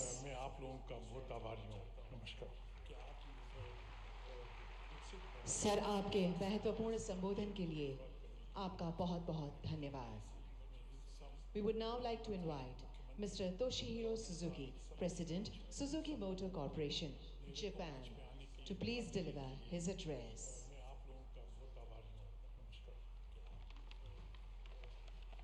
Sir, आपके महत्वपूर्ण संबोधन के लिए Honorable Prime Minister Mr. Narendra Modi and all senior guests, good morning and namaskar. to please deliver his address. I'm Toshiro Suzuki from Suzuki Motor Corporation, Japan. I'm much honored to be invited to this ceremony. In the past 10 years, under the strong leadership and constant support of Honorable Prime Minister Mr. Modi for manufacturing industries, Indian automobile market has been expanding steadily. As a result, India has become the third largest automobile market in the world. We, Suzuki, have also scaled up production capacity substantially in India. As a result, it's noteworthy that as compared to 10 years ago, we expect 1.7 times in vehicle production and 2.6 times in export sales in the current fiscal year.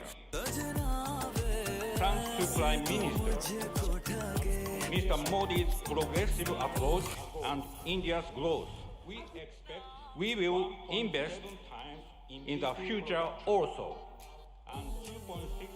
Firstly, the first battery electric vehicle from Suzuki Group will be rolled out from Suzuki Motor Gujarat by the end of this year.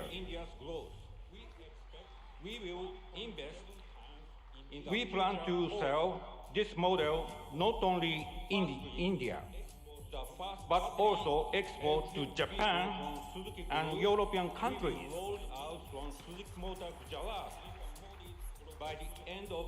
Secondly, to expand our VEV production in future, Suzuki Group will invest 3,200 crore rupees in Suzuki Motor Gujarat to add a new fourth production line,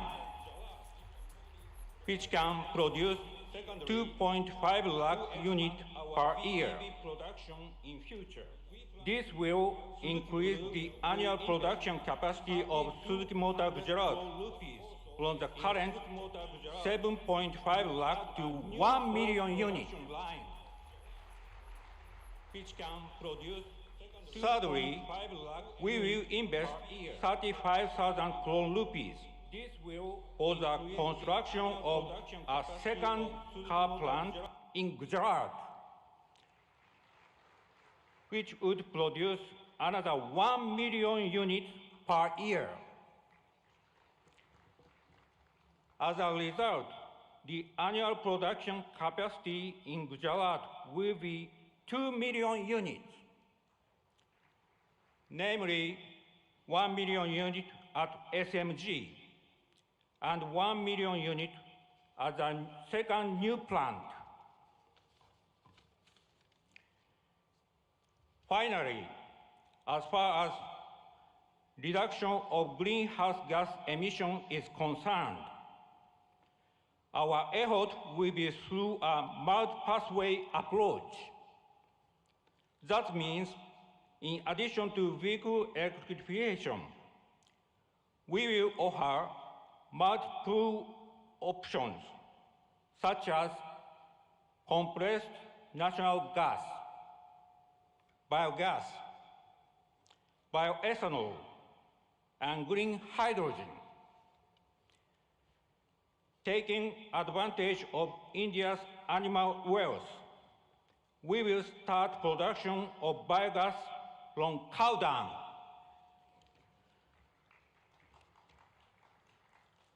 Together with National Dairy Development Board and Balance Dairy, Suzuki has already started construction of 4 biogas plants in Gujarat. Suzuki Group will always work to provide a variety of sustainable customer-oriented mobility options. Thank you for your kind attention. Thank you very much, sir. We would like to invite Shri Mukesh Ambani, Chairman, Reliance Industries Limited.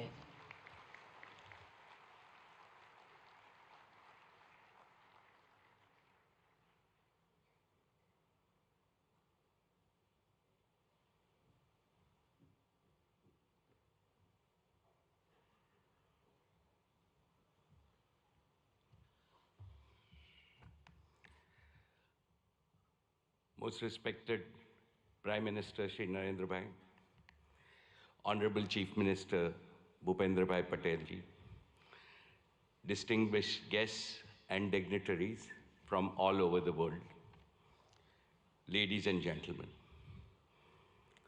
Welcome to Gujarat and the 10th Vibrant Gujarat Summit, the most prestigious investor summit in the world today. No other summit of this kind has continued for 20 long years and going from strength to strength. This is a tribute to our Prime Minister, Shri Narendra Bhai Modi's vision and consistency. I have been one of the fortunate few to have participated in every single edition of Vibrant Gujarat. I have come from the city of the gateway of India to the gateway of modern India's growth, Gujarat. I am a proud Gujarati. Mane Gujarati hovanu abhiman છે.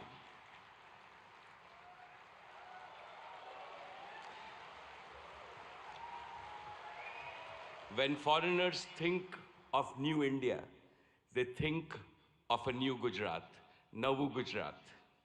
How did this transformation happen? Because of one leader, our beloved leader who has emerged as the greatest global leader of our times.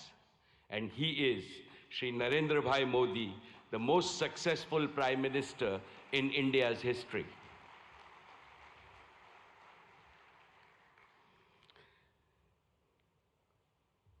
About Narendra Bhai, when you speak, the whole world not only listens but applauds you.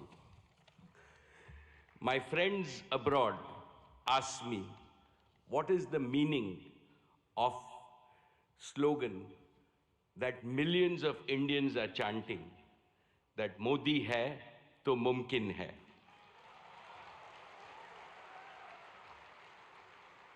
I tell them,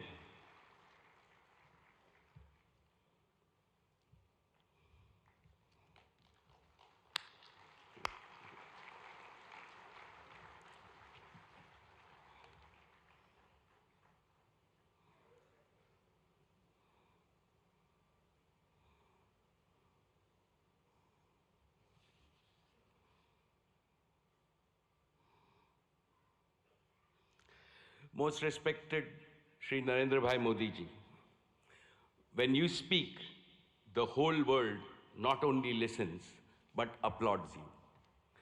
My friends abroad ask me, what is the meaning of the slogan millions of Indians are chanting, Modi hai to mumkin hai. I tell them, it means India's Prime Minister makes the impossible possible with his vision, determination, and execution. They agree, and they also say, Modi hai to mumkin hai. My esteemed friends, I will never forget what my father, Dhirubhai Ambani, used to tell me in my childhood. Gujarat is your Matrubhumi, and Gujarat should always remain your Karm Bhumi. Today, let me declare yet again, Reliance was, is, and will always remain a Gujarati company. Each of Reliance's business is striving to fulfill the dreams of my 7 crore fellow Gujaratis. Reliance has invested over $150 billion, that is 12 lakh crores, in creating world-class assets and capacities across India in the last 10 years. Of this, more than 1/3 has been invested in Gujarat alone. Honorable Chief Minister Shri Bhupendra Bhai Patel ji, today I would like to make 5 commitments to the people of Gujarat. First, Reliance will continue to play a leading role in Gujarat's growth story with significant investments in the next 10 years. Specifically, Reliance will contribute to making Gujarat a global leader in green growth.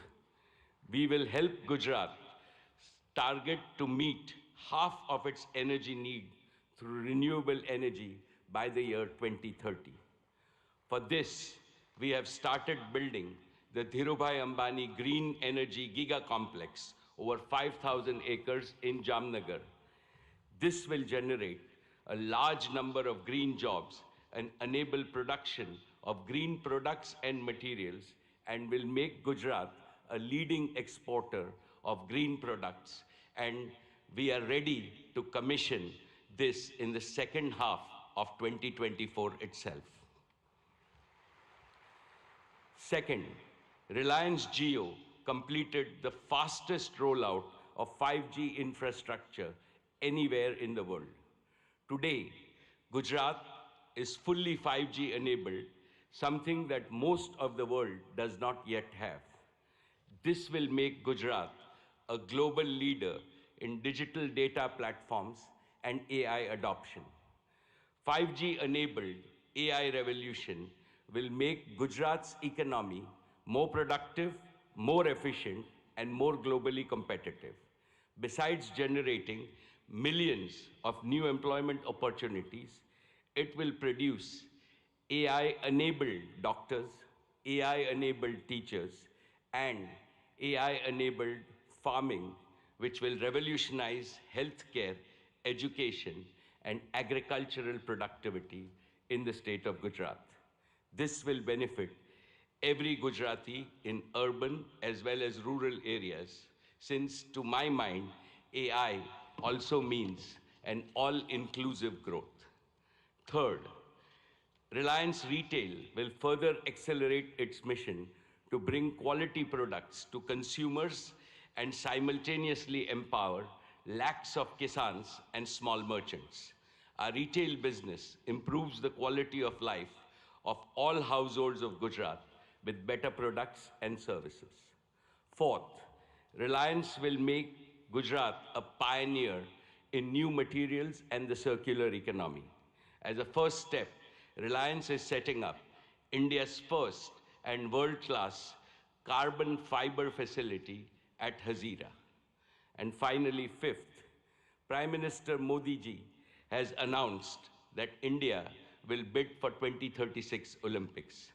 In preparation for that, Reliance and Reliance Foundation will join forces with several other partners in Gujarat to improve education, sports, and skills infrastructure that will nurture the champions of tomorrow in various Olympic sports. Most respected Prime Minister Narendra Bhai Modi ji, before I conclude, permit me to articulate a conviction that resides in the heart of everyone in this hall and most Indians. As Chief Minister of Gujarat, you used to say, Bharat ke vikas ke liye Gujarat ka vikas.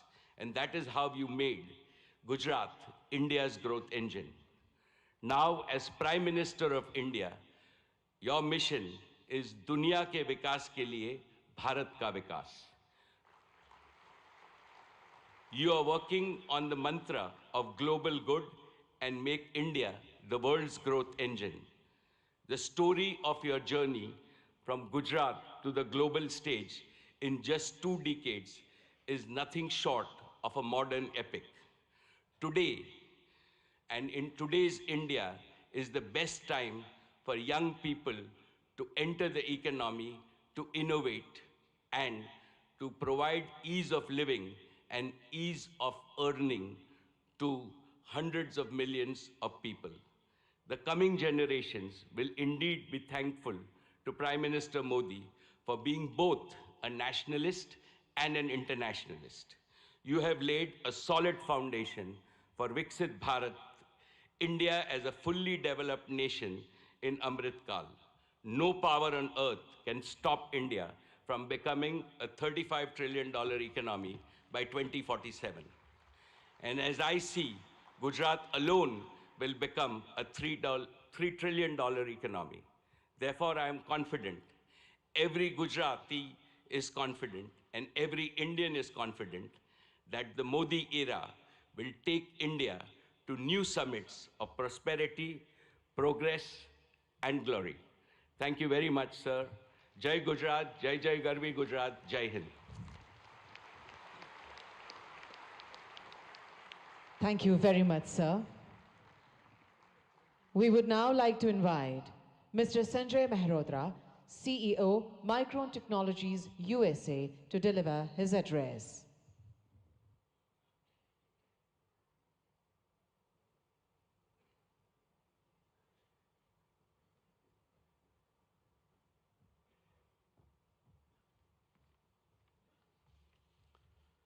Namaste and good morning. I would like to open by thanking Prime Minister Modi ji. Your vision to make India a global hub for semiconductors will be a huge economic driver for India's future as India marches toward becoming the third largest global economy. I would also like to recognize the several industry leaders who are going to be speaking here today and have already spoken. It truly is an honor for me to share the stage with you to open this critical forum discussing opportunities for India to accelerate domestic manufacturing as India marches towards a very bright future. There is a tremendous opportunity ahead for India in semiconductors. Vibrant Gujarat will also address the visionary ideas that are critical for India's growth as a semiconductor power. Today, I'm proud to represent Micron, Micron is one of the world's largest semiconductor companies and the leader in memory and storage. Micron's innovations have been at the heart of all computing systems for more than 4 decades. Memory is a key enabler of AI, and Micron is a leading powerhouse in memory. I'm proud that in June we announced plans to build a world-class memory assembly and test facility right here in Gujarat, the first of its kind in India. I'm grateful to the Indian government and all the officials with the great support from Bhupendra Bhaiji and the central government and the state government, all that have been involved in making this investment possible. We have begun phased construction and proud to partner with Tata projects to build this world-class facility. In fact, I visited this facility just yesterday, and the construction is coming along very nicely. The first phase, 500,000 square feet of planned clean room space, will be operational by early 2025. Hiring has already begun, and we estimate that this project will create 5,000 new direct jobs for Micron here in Sanand, Gujarat, and will also create an additional 15,000 community jobs over the coming years. The combined investment by Micron and the government over the course of both phases could reach up to $2.75 billion US. Government support will help fund the project and facilitate access to essential semiconductor infrastructure and resources, which will drive innovation and enhance local talent development. We see our investment helping initiate a cluster of semiconductor investment, building momentum that will benefit India's manufacturing goals. We are hopeful that our investment will help catalyze other investments in the sector, strengthen India's manufacturing capability, drive innovation, and support broader job creation. In fact, I'm pleased that my good friend Jeffrey Chan, who's going to be speaking here soon, of Simtech, is considering bringing his substrate manufacturing capabilities here to Gujarat in support of Micron's plant here. This is an example of the ecosystem, the cluster that Micron is capable of generating as an anchor semiconductor company here in Gujarat, here in India. We are proud to partner with India to bring advanced semiconductor memory assembly and a greater technology manufacturing ecosystem to Gujarat. Together, we are building the future of technology manufacturing, not just for Micron, not just for Gujarat, not just for India, but for the world. Thank you. Thank you very much, sir. We would now like to invite Shri Gautam Adani, Chairman, Adani Group.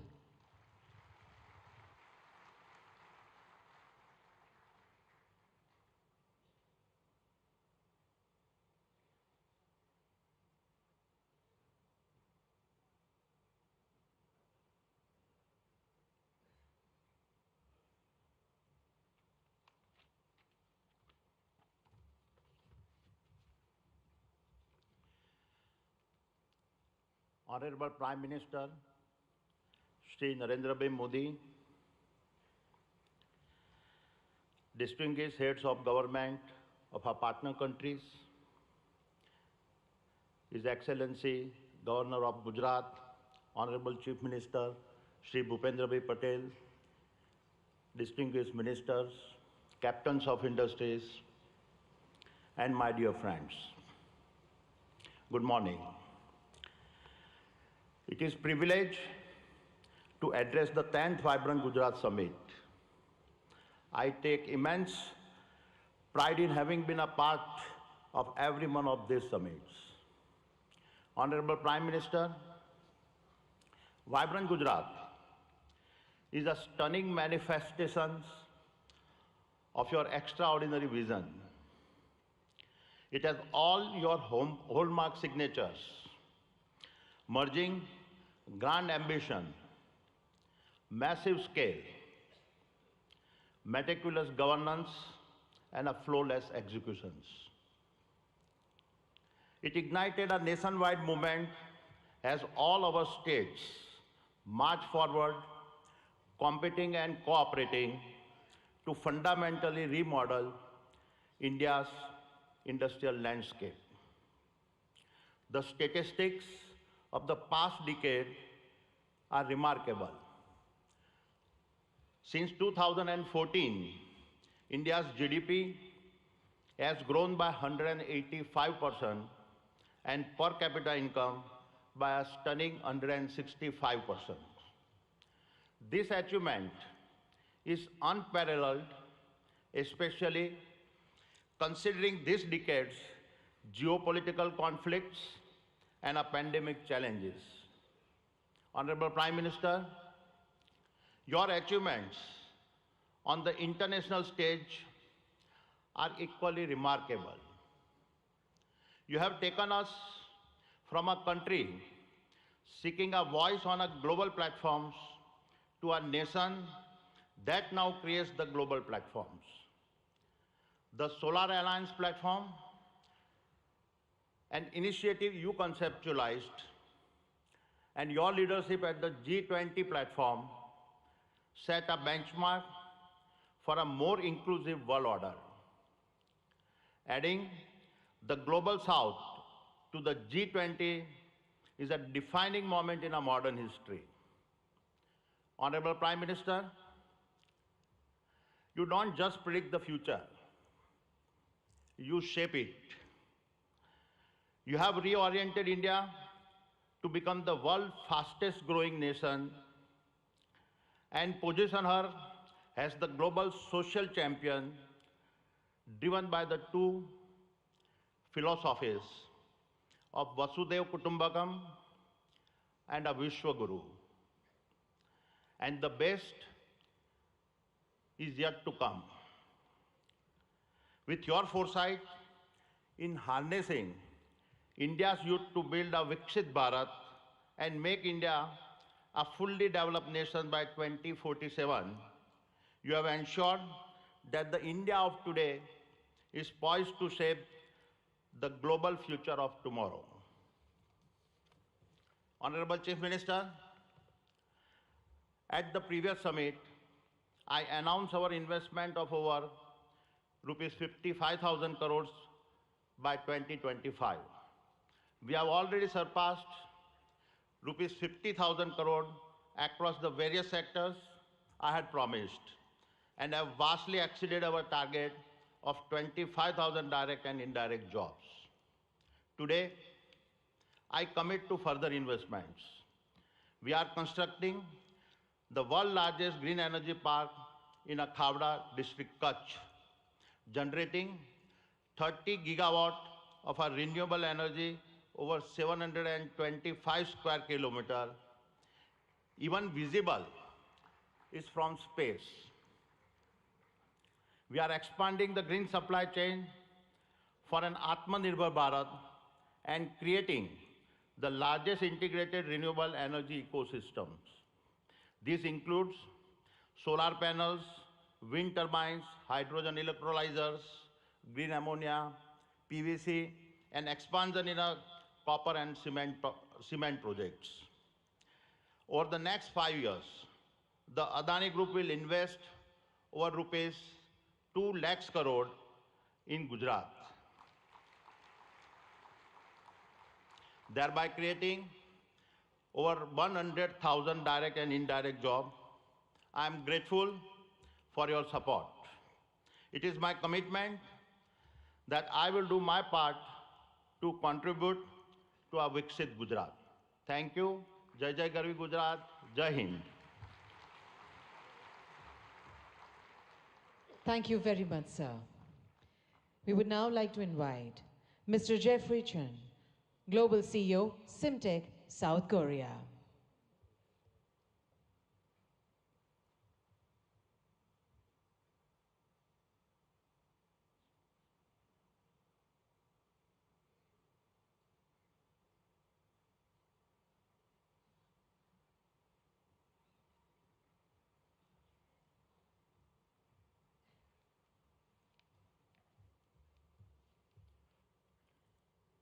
Good morning.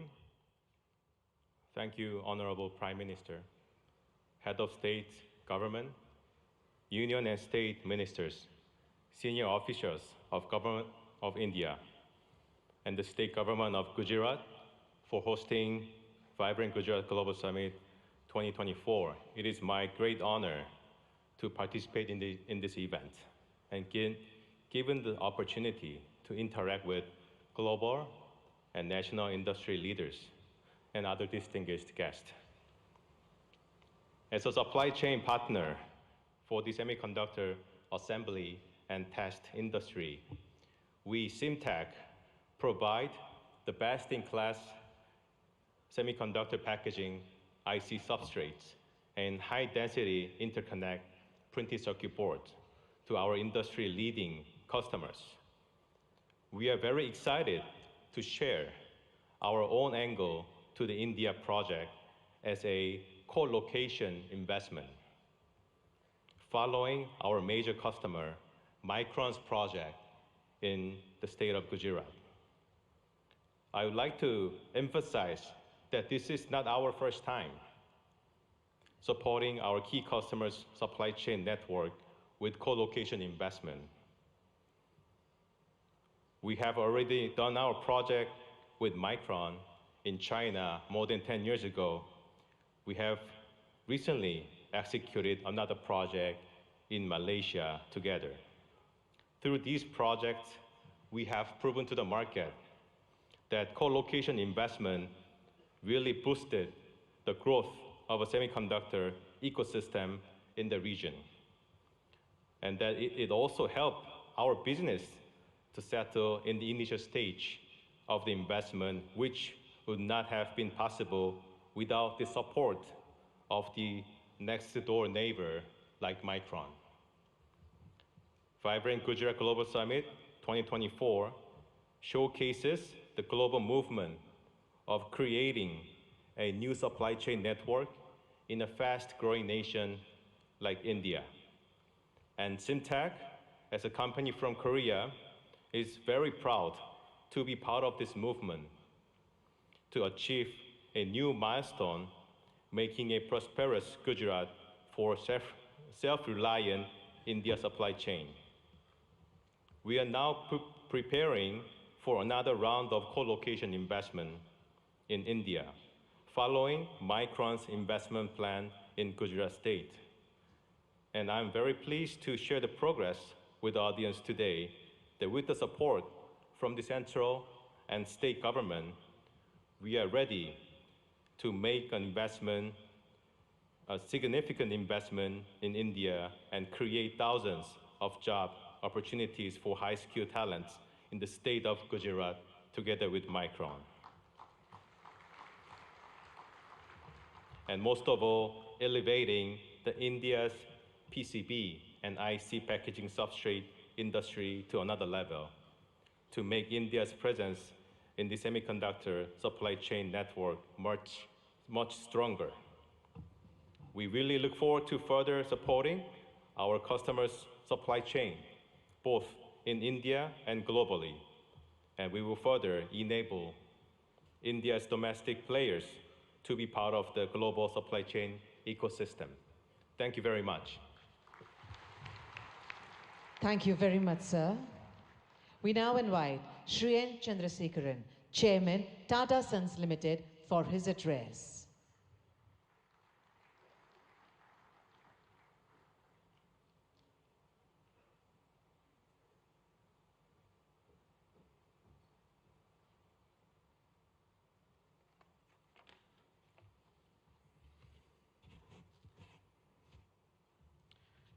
Honorable Prime Minister Shri Narendra Modi ji, Honorable Chief Minister Shri Bhupendra Bhai Patel ji, Governor of Gujarat, distinguished heads of states, ministers, ladies and gentlemen. It's truly a great privilege and honor to attend and share a few thoughts on the 10th edition of Vibrant Gujarat Global Summit. The steady and spectacular progress of Gujarat consistently over such a long period of time clearly demonstrates the visionary leadership and the mindset of our Honorable Prime Minister Narendra Modi ji. Thank you, sir, for your leadership to Gujarat and to the whole country and to all of us. The impact of economic development has also resulted in tremendous social development. Gujarat clearly has established itself as the gateway to the future. For the Tata Group, Gujarat is a very special place.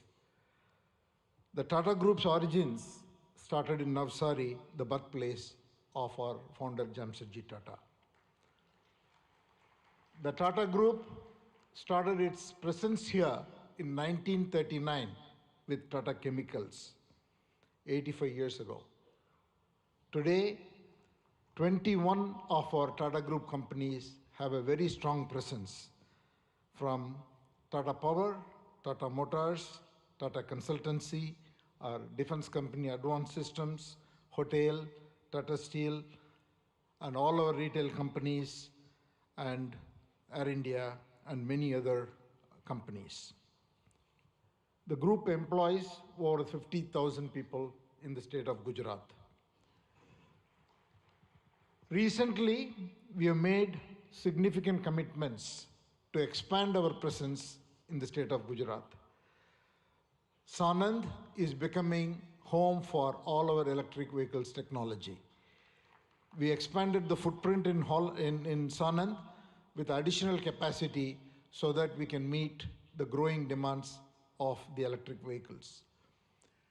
We concluded and are about to launch the building of a huge gigafactory for 20 gigawatts of lithium-ion batteries in Sanand. The project should start construction in the next couple of months. Then we also are building the C-295 defense aircrafts, initially in Vadodara and then in Dholera, and that work is going on full swing. The Tata Group has also made a commitment and is on the verge of concluding and announcing a huge semiconductor fab in Dholera. And we are about to complete these negotiations and start in 2024. In addition to that, the Tata Group is also building, in partnership with the Government of India and Gujarat government, an Indian Institute of Skills Institute, which will be constructed over 3.2 lakh square feet and should be fully operational and will train more than 25,000 professionals every year, primarily in advanced manufacturing, electric vehicles, advanced electronics, and then hospitality. And the project's first phase will be launched in March 2024. In all, we see Gujarat as a very, very important destination, not only for business growth, but for the future advanced technology industries that India is looking to grow at. With all this, Gujarat is one of the most important destinations for the Tata Group, and we hope to play a very important role in the future of the economic development of this state. Thank you once again, Honorable Chief Minister, for inviting me, and thank you, Prime Minister, for your leadership. Thank you very much, sir. We now invite Mr. Sultan Ahmed bin Sulaim, Chairman, DP World, UAE, for his address.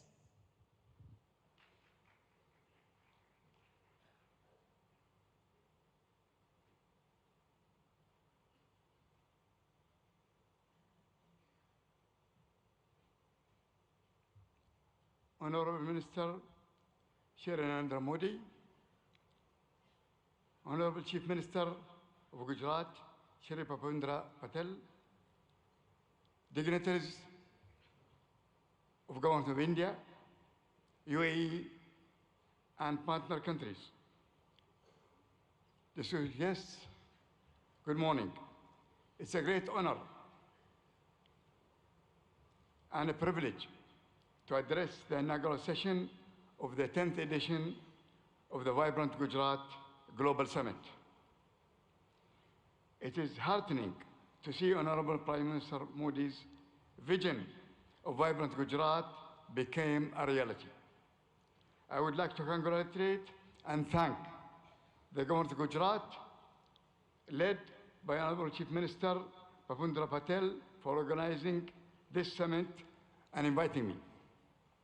The 10th edition of the Vibrant Gujarat Summit truly showcases its exponential rise as India's premier business forum, guiding the nation to Honorable Prime Minister's vision of Viksit Bharat 2047.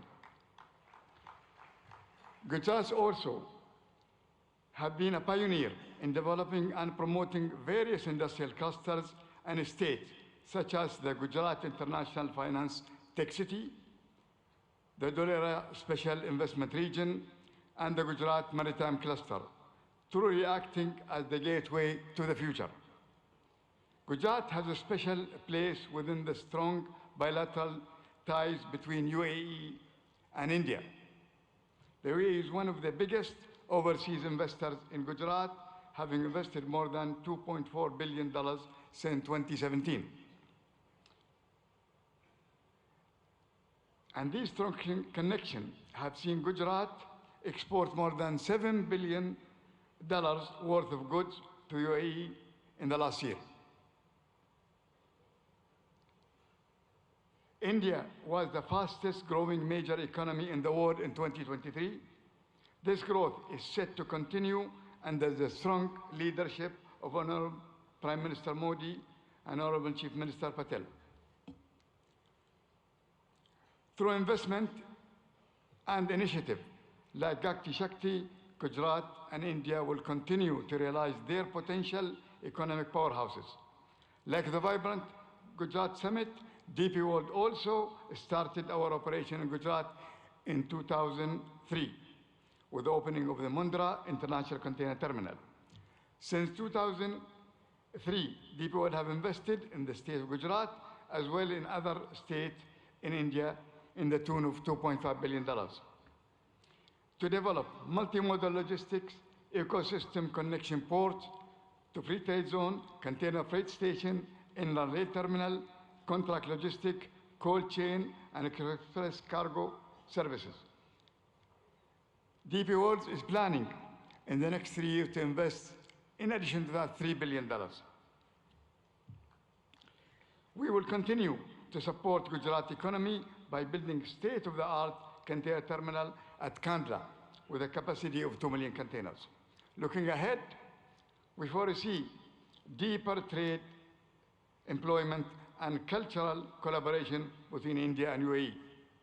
DP World has signed strategic memorandum of understanding with the government of Gujarat on the sideline of the summit, which reiterates our commitment to the state of Gujarat and India.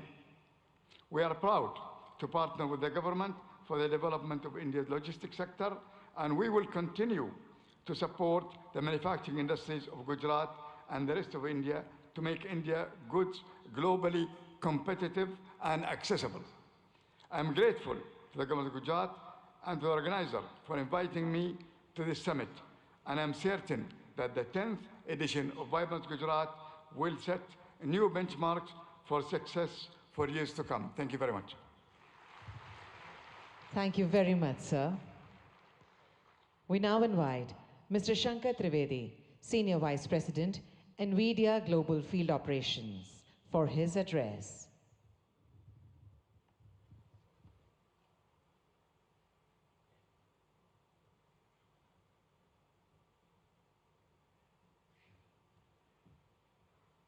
Namaste. Good morning, Honorable Prime Minister Narendra Bhai Modi ji, Honorable Chief Minister Bhupendra Bhai Patel ji, distinguished heads of state and leaders of government, and captains of industry, ladies and gentlemen, ane bhaiyo ane behno.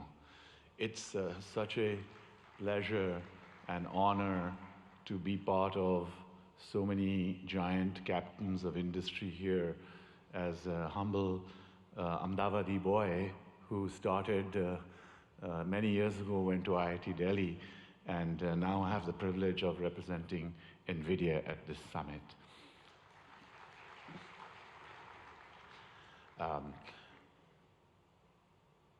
Generative AI is going to change the way we work, the way we do business, the way we govern, the way we live.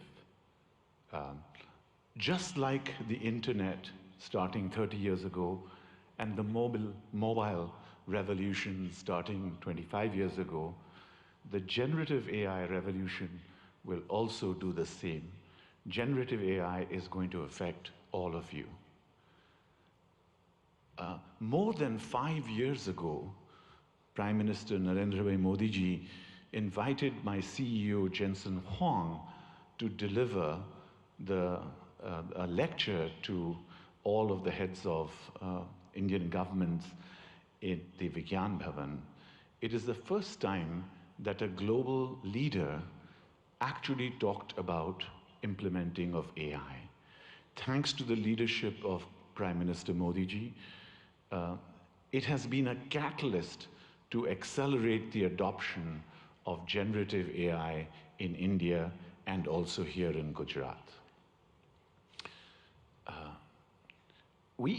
Today, I want to give you 3 specific things that NVIDIA has actioned over the last few months. Number 1, skills development. We have created digital content that can be delivered online and in person to hundreds of thousands of students, developers, researchers, and technical institutions. We are already rolling out this curriculum content on generative AI to all of our business partners here in India, especially the global systems integrators. We are now most willing and keen and eager to partner with universities and technical institutions here in Gujarat and elsewhere in India to deliver this compelling content to the hundreds and thousands of developers in India. India has scale, India has talent, India has amazing data, India has a unique culture. Sovereign generative AI requires scalable AI data center infrastructure, hardware and software in order to be successful. So secondly, I'm delighted to tell you that we are partnering with all of India's leading business groups, the Tatas, Reliance Group, and many others, to set up state-of-the-art AI data center facilities and provision them here in India. Specifically today, I'm very happy to inform you that our partner Yotta is setting up a state-of-the-art AI data center here in Gift City, and it will be available and go live before the end of March. Thank you, sir. And thirdly, we are very strong supporters of Make in India. Make in India for India and Make in India for the world. Our partners such as NetWeb and others, Eviden, Atos, are actually already making state-of-the-art AI hardware for consumption here in India and elsewhere in the world. And we are working strongly with partners both in the upstream semiconductor and ecosystems such as Sanjay and his company at Micron and other semiconductor ecosystem partners, as well as downstream partners such as our system OEMs, our ODMs, our contract manufacturers, and other data center providers to establish a very strong AI electronics ecosystem in India, which can service not just here in India and Gujarat, but also the global economy. Thank you again, sir, and it's a pleasure and privilege to be here. Jai Hind, Jai Garvi Gujarat, and of course, God bless America too. Thank you. Thank you very much, sir.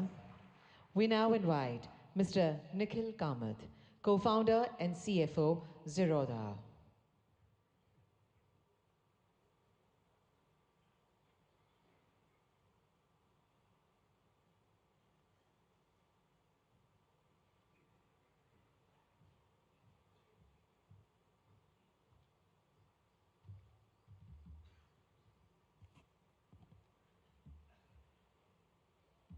I only have 3 minutes today, so I won't waste too much time by talking about me or setting context. Picture a 17-year-old boy, a school dropout in Bangalore from 20 years ago, not particularly smart, not too educated, and no capital at hand. Bangalore from 20 years ago was a lot quieter, greener, without the vibrance that one might associate with Bangalore today. The fact that I'm able to stand here today in front of all of you, people I have idolized for so long, that opportunity to me has been incredible, and that to me is the India story. I often hear people talking about what India could be 10 years from now, what needs to change, or the fact that we will arrive in 10 years, in 5 years, or a certain period of time from today. I think we are standing too close to the trees and not seeing the forest, because the India I am in today, that is the India that to me has already arrived.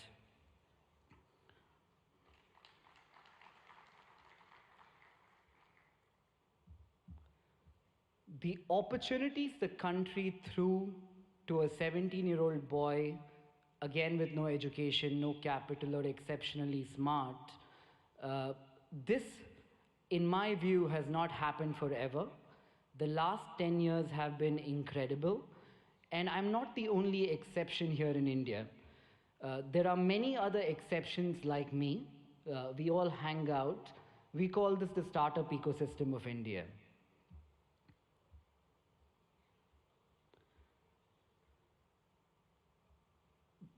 The big change in India from the last decade, in my opinion, also has been that entrepreneurship has moved from something that we have all watched around us, heard in movies, or thought could happen, something that we aspire to entrepreneurship today, which is something that we all are actively trying.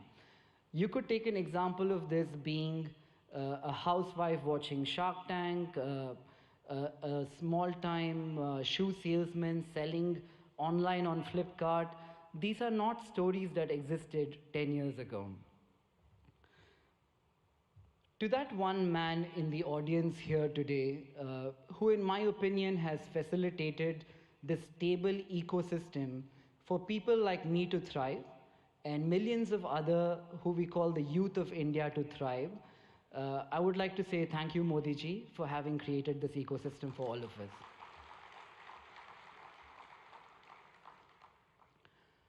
Growing up, I used to talk to people, that one relative in my family who went abroad, studied and did very well. Traveling to the West seemed to be the the best thing that could happen to anybody.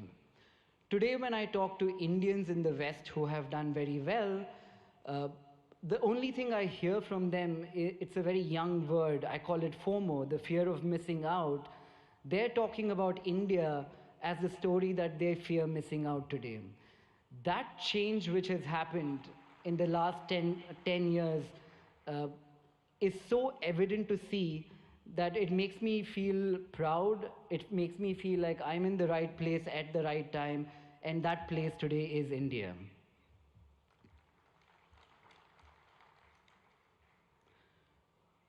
I often ask people if their life was a book, what would they call the current chapter? It's a good question for all of us to ask ourselves. When I look at India and I ask myself, what would be this chapter in the book of India? The first word that came up in my mind was arrived. And finally, as I stand here in a room full of politicians, diplomats, dignitaries, mentors, I don't look upon this ecosystem as potential, as the way I'm looking at this today is we're all potential partners in a story that could change the global economic landscape today, and that story is India. And to all the foreign investors here, India is seemingly looking like the coolest party in town. I think what you need to be aware of is if you arrive too late, you might not get in. So I'd like to thank everybody. Thank Modi ji for this opportunity. Thank you, everyone. Thank you very much, sir. Today we have with us dignitaries from a number of countries. We would like to invite them to share their thoughts with us today. We would like to invite His Excellency, Mr. Shin Hosaka, Vice Minister for International Affairs, Japan.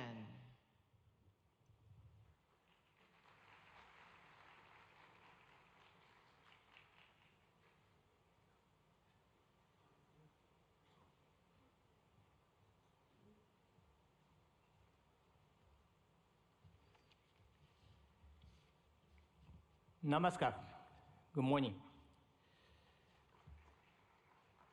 Honorable Prime Minister Narendra Modi, Honorable Chief Minister of Gujarat, Pendra Patel, distinguished guests, all the delegates in attendance, my name is Shin Hosaka, Vice Minister for International Affairs of the Ministry of Economy, Trade and Industry of Japan, or METI for short. First of all, on behalf of the Japanese government, I'd like to express our gratitude to Prime Minister Modi for the letter to our Prime Minister Kishida expressing his condolences regarding the large earthquake January 1st in the Noto region in Japan. Thank you very much. Well, thank you for graciously inviting me to Vibrant Gujarat 2024. It's a great honor to have a speech in this Sunday event. With the world facing multiple crises that include natural disasters, climate change, and geopolitical tensions, from international cooperation for addressing challenges on the global scale is taking on greater importance. I wish to express my admiration for the formidable leadership of Prime Minister Modi, who despite such difficult circumstances, has successfully upheld India's great responsibility of the G20 presidency and continues to tackle the promotion of economic cooperation among the global South nations and the resolution of other challenges on the worldwide scale. India and Japan are special strategic global partners bound by the universal values of freedom, democracy, human rights, and rule of law that we have shared over our long history of exchange. Being that we are at such global turning point, I firmly feel that more than ever, the strengthening of relations between India and Japan in the economic sector is imperative for the sake of carving out a sustainable, peaceful future. Up to this point, Japanese corporations have continued to invest in the nation of India with a cumulative amount of investment between 2000 and 2023 reaching $38.3 billion. This amount is second in the world when tax havens are excluded. The number of Japanese corporations that have entered into the Indian market and the number of their bases of operations they have respectively reached 1,400 and 4,800. Over time, these corporations have kept on contributing to the further development of India's manufacturing sector, particularly the automotive field. In the state of Gujarat, a manufacturing industry ecosystem centered on the 4- and 2-wheeled vehicle sectors have been intensively built there. In order to further accelerate the Make in India initiative, Japan will further tackle the improvement of the investment environment through support for Japanese industrial parks. Gujarat currently hosts 6 Japanese-style manufacturing schools where we develop human resources to work on the manufacturing front lines. We intend to continue lending our cooperation in this field going forward. Initiatives by Japanese corporations are also extremely active. To give an example, Suzuki has already produced 750,000 vehicles at its Gujarat-based factory that it sells all over the world, not just in India. Moreover, the company has also adopted a plan to export electric vehicles produced in Gujarat to Japan and Europe in 2025 and beyond. I feel deep gratitude toward the Indian Gujarat governments for their cooperation for so long. Last July, we announced the Japan-India Industrial Co-Creation Initiatives in order to go beyond cooperation in the automotive industry and other existing industry domains to create industries in the name of further developing relations between our respective nations as we move forward. In the semiconductor, hydrogen green, and digital domains in particular, METI is carrying out preparation to proactively assist with business development in India. For cooperation surrounding semiconductors, in July 2023, we executed the Japan-India Semiconductor Supply Chain Partnership and launched a policy dialogue. Last November, we promptly held our first meeting of that partnership, which had over 100 individuals representing Japanese semiconductor-related enterprises in attendance. This time, as well, we carefully selected some semiconductor corporations with considerable potential to contribute to India and asked them to accompany us here. We hope to go beyond contribution to the establishment of semiconductor ecosystem in India in the form of developing semiconductor manufacturing environment, improving the logistic environment, and developing semiconductor human capital. For the hydrogen domains as well, we are providing support for attracting Japanese cooperation to India and lowering the initial risk associated with the start of operations in order to accelerate cooperation with the nation. In fact, world-leading equipment such as water electricity systems and ammonia mixed combustion burners is in the process of being introduced in India. In addition, METI will enact budgetary measures of $200 million for the purpose of accelerating economic cooperation with India. Our hope is to develop concrete projects through these funds towards the future. The concept of Vibrant Gujarat 2024 is gateway to the future. Let Japan, with its accumulation of technology, and India, whose growth is just beginning, join hands in driving forward the international society and carving out the future of the world. I will close my speech with the pledge of cooperation as a representative of Japan, India's best friend. Thank you for being such an attentive audience. Thank you very much. Thank you very much, sir. We now invite His Excellency, Mr. Ibrahim Yusuf Al Mubarak, Assistant Minister of Investment, Kingdom of Saudi Arabia, for his address.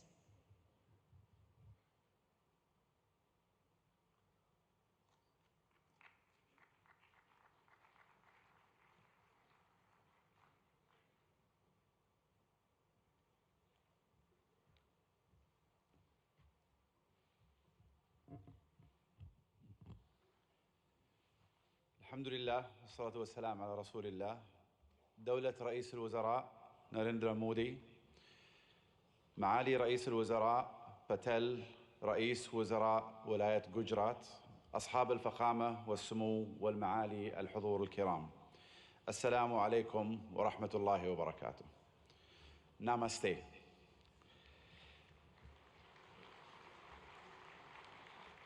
يشرفني الانضمام إليكم هنا في ولاية جوجرات، والتي تجمع اليوم قادة حكومات وقطاع الأعمال والاستثمار من جميع أنحاء العالم، وأنقل لكم تحيات مولاي خادم الحرمين الشريفين الملك سلمان بن عبد العزيز آل سعود، وسمو سيدي ولي العهد ورئيس مجلس الوزراء الأمير محمد بن سلمان إلى حكومة الهند بقيادة دولة الرئيس مودي، لاستضافتها لهذه النسخة العاشرة من قمة جوجرات العالمية النابضة بالحياة. اسمحوا لنا بداية أن نشيد برحلة الهند الاقتصادية المبهرة، والتي وصلت بالهند إلى المرتبة الخامسة على مستوى العالم من حيث الاقتصاد والاستثمار الأجنبي المباشر. كما نهنئكم على رئاستكم الناجحة لمجموعة ال20 كصوت للاقتصادات الناشئة، وهو مما يهمنا بالتأكيد كعضو في مجموعة ال20، إضافة إلى أننا نفخر بانضمامنا إلى البريكس في هذا العام. منذ أن انطلقت رؤية المملكة 2030 قبل ما يقارب 8 سنوات، ارتفع ناتجنا المحلي بنسبة 66%، وتضاعف استثمارنا الأجنبي المباشر 4 مرات، ونحن على بعد نقطة واحدة فقط من هدفنا المتمثل أن تصبح المملكة العربية السعودية أحد أكبر 15 اقتصاداً في العالم بنهاية هذا العقد بإذن الله. إن مكانة المملكة كشريك استثماري في البنى التحتية التقليدية والطاقة في القرن العشرين تتجاوز ذلك، لتشمل القطاعات الصناعية والخدمية في القرن الحادي والعشرين، مثل السياحة والثقافة والنقل والطاقة المتجددة وتقنية المعلومات والاتصالات والمدن والمصانع الذكية، بالإضافة إلى البناء والنفط والغاز. إضافة إلى أن أصول صندوق الاستثمارات العامة السعودي تجاوزت 700 مليار ريال، كما يحتل سوق الأسهم في المملكة المرتبة التاسعة عالمياً، بعد أن صعد من المرتبة ال25 في عام 2016، وقد بلغت الشركات المدرجة في السوق السعودي أكثر من 200 شركة، ويشاركنا اليوم مجموعة من هذه الشركات. إن مشاريع المملكة تعد فريدة من نوعها من حيث النطاق والطموح، لأنها تمثل بعضا من أكبر المشاريع المستقلة على مستوى العالم، وتوفر للمستثمرين فرصة استثنائية لإعادة تعريف الصناعات والحصول على حصة في السوق، ومنها نيوم، مشروع البحر الأحمر، القدية والعلا، ومشروع بوابة الدرعية وغيرها من المشاريع. وخلال هذه القمة ستتاح لكم الفرصة لمعرفة المزيد مباشرة من الأشخاص الذين صمموا هذه المشاريع وقادوها منذ البدايات. أصحاب الفخامة والسمو والمعالي الحضور الكريم، إن المملكة العربية السعودية لا تشترك مع الهند في المصالح الاستراتيجية فحسب، بل تشتركان أيضاً في طموحات مماثلة تشمل التحول الرقمي والابتكار والدفاع والفضاء. كما تفخر المملكة بكونها جزءاً من الاتفاقية التاريخية والتي تم الإعلان عنها على هامش قمة مجموعة العشرين المثمرة التي عقدتها الهند في سبتمبر الماضي، وهي اتفاقية إنشاء ممر اقتصادي يربط الهند والشرق الأوسط وأوروبا بالسكك الحديدية وخطوط الموانئ وخطوط الأنابيب، كذلك مثل كابلات البيانات والهيدروجين والكهرباء، مما سيعزز بإذن الله سلاسل الإمداد والتوريد في جميع أنحاء العالم، مع خلق فرص استثمارية غير مسبوقة في المملكة والهند والدول الشريكة الأخرى. في الختام أشكر مضيفين الكرام جميعا على استضافتنا، ونسأل الله لهذه القمة التوفيق والنجاح. وأشكركم جميعا على اهتمامكم وحسن الاستماع. شكرا جزيلا، والسلام عليكم ورحمة الله وبركاته.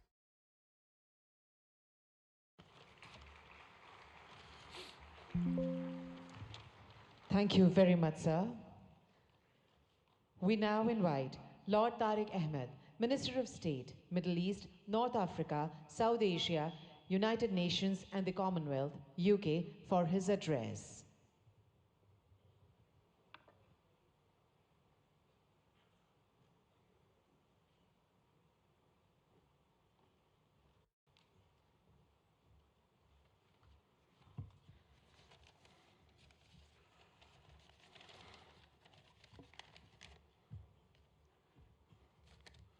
Honorable Prime Minister Narendra Modi ji, Chief Minister, President, Your Excellencies, ladies and gentlemen, and keeping with the tradition, I too can use the phrase, bhaiyo aur behno. Britani sarkar ki taraf se, Bharati sarkar ko namaskar aur bahut-bahut बधाई हो। मुझे बड़ी खुशी है कि आज ब्रितानी का सरकार का नुमाइंदा एक ऐसा इंसान है जिसका हिंदुस्तान से एक गहरा ताल्लुक है।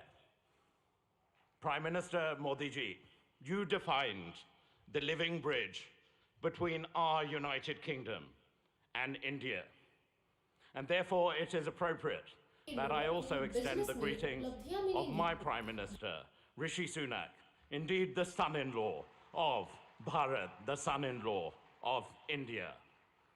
And on this occasion of the 10th Vibrant Gujarat, it's my honor to represent the British government on this auspicious occasion. This summit has truly, in every sense, served as a masterclass on how to go about attracting global investors, to have a stake in that remarkable growth, which, as we've seen captains of industry line up and say, is truly remarkable of India-Bharat story.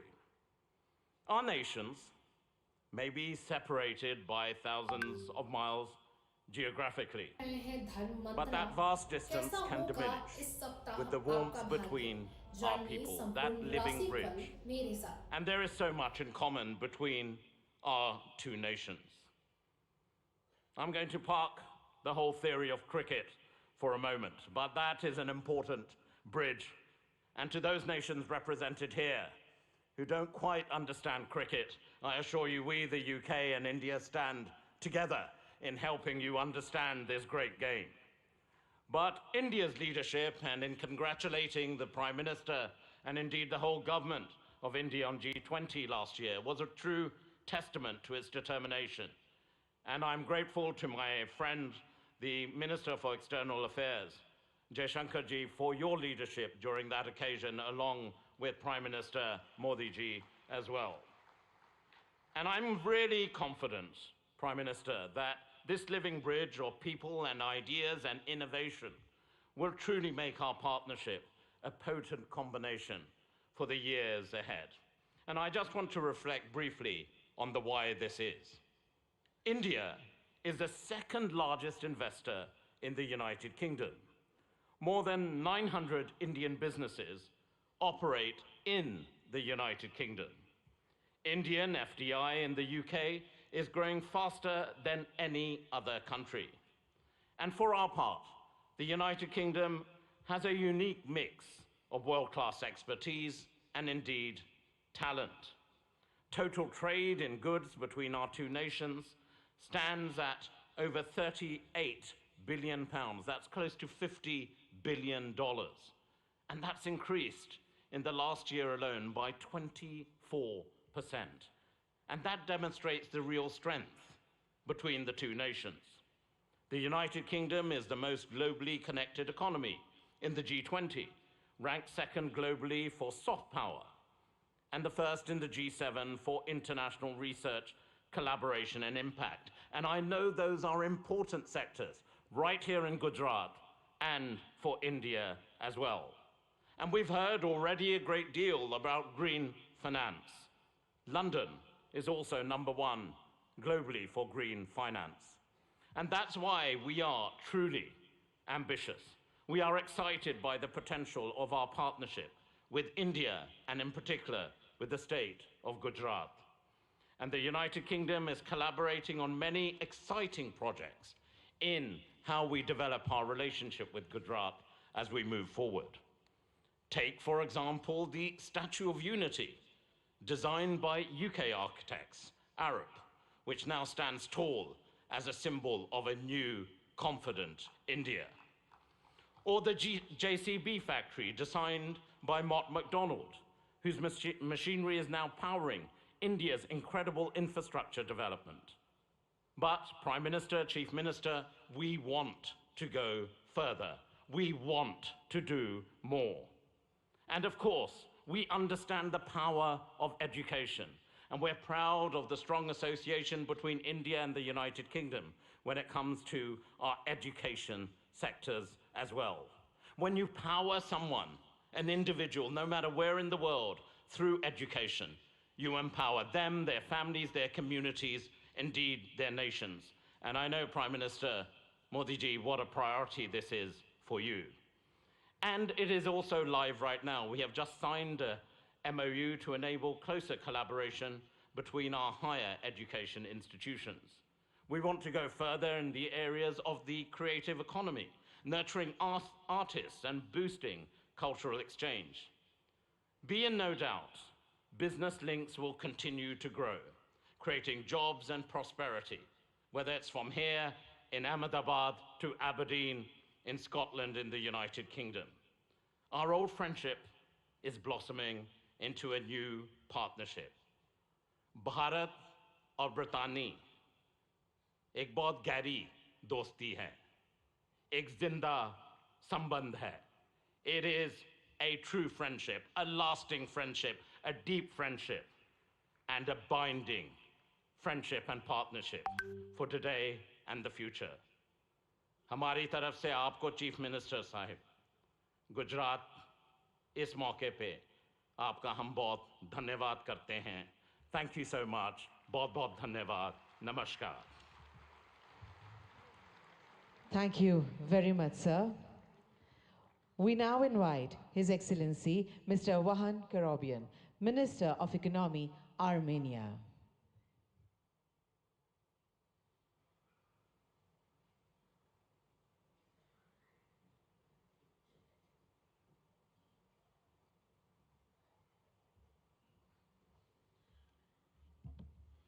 Honorable Excellency Prime Minister Shri Narendra Modi, Honorable Chief Minister of Gujarat Bhuendra Bhai Patel, Excellencies, distinguished guests, ladies and gentlemen. Welcome to the vibrant Gujarat 10th Global Summit. As Minister of Economy of Armenia, I'm delighted to share the remarkable strides of our nation has made, especially in the realm of technology, trade and investment. Our economy has doubled in 3-year time, and economic boom has not only reshaped our domestic landscape, but also positioned Armenia as the most advanced economy within the Caucasus and the Eurasian Economic Union. In the burgeoning tech sector, dynamic trade environment and attractive investment opportunities in Armenia have drawn global attention.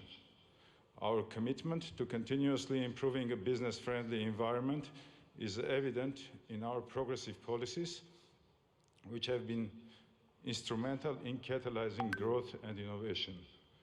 For example, with our good friends from United Arab Emirates, we managed to increase our mutual trade by 10 times to $2 billion in just 2-3 years, building firm trade bridges between different fragments of the world economy. A pivotal aspect of our economic narrative is the increasing movement of trade and investments between India and Armenia. This bilateral investment flow is a testament to the deepening economic ties between our nations.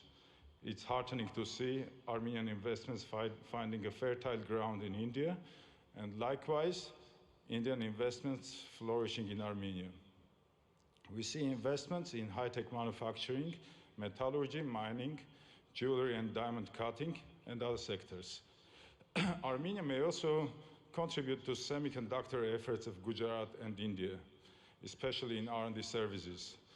We have homed R&D centers for several semiconductor companies, such as Cisco, Microchip Technology, AMD, Siemens, NVIDIA, Synopsys, and others.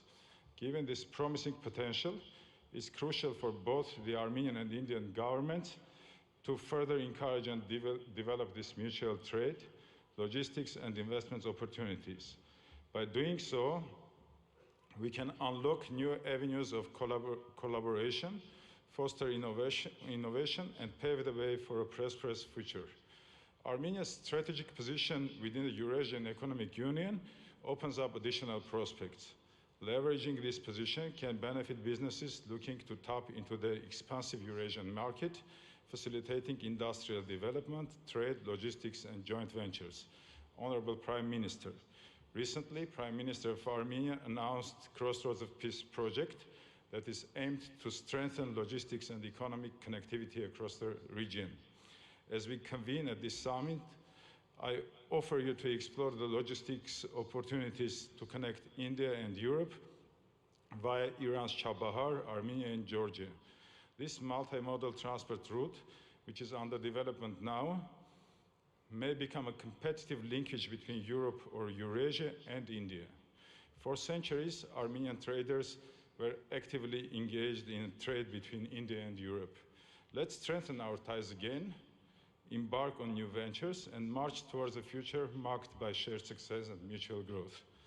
Thank you for the honor of presenting Armenia at this prestigious summit. Together, let's build a framework for sustained cooperation and mutual investments that benefits both our great nations and the region as a whole. Let's build the gateway to the future. Thank you. Thank you very much, sir. We now invite His Excellency, Mr. Tiit Risalu, Minister of Economic Affairs and Information Technology, Estonia.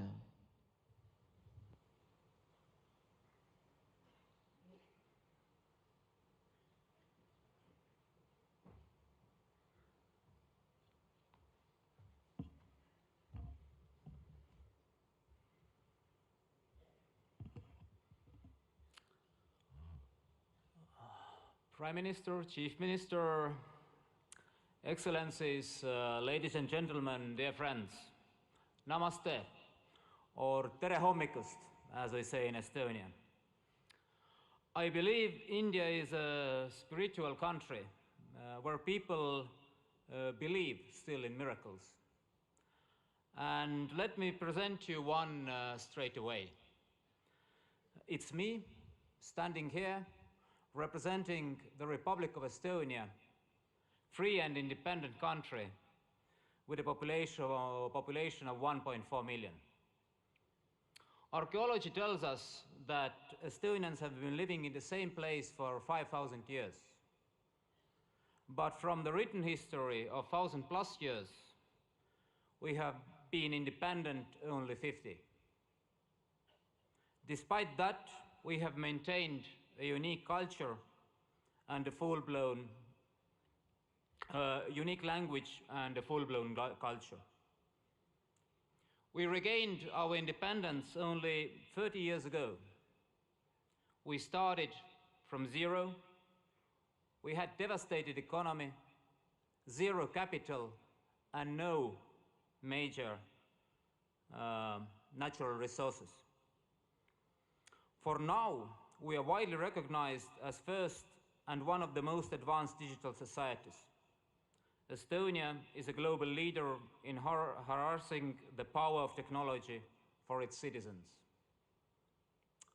But the truth is, miracles just don't happen. You have to work hard to arouse them.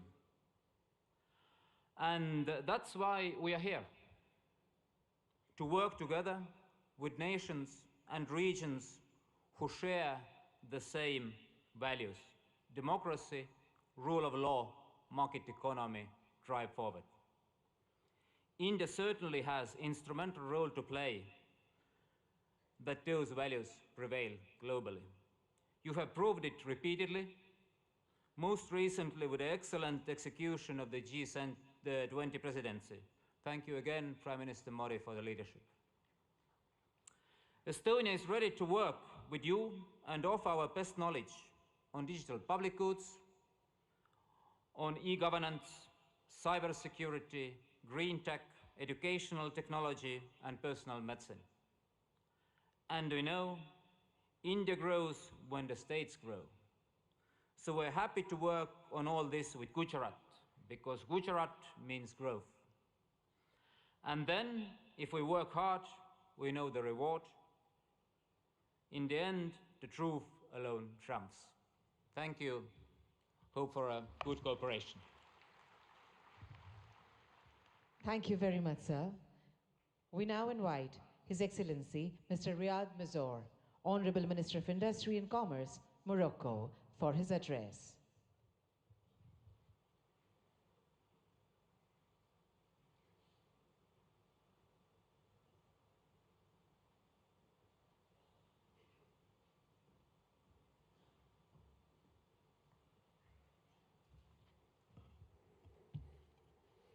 Honorable Shri Narendra Modi, Prime Minister of Bharat.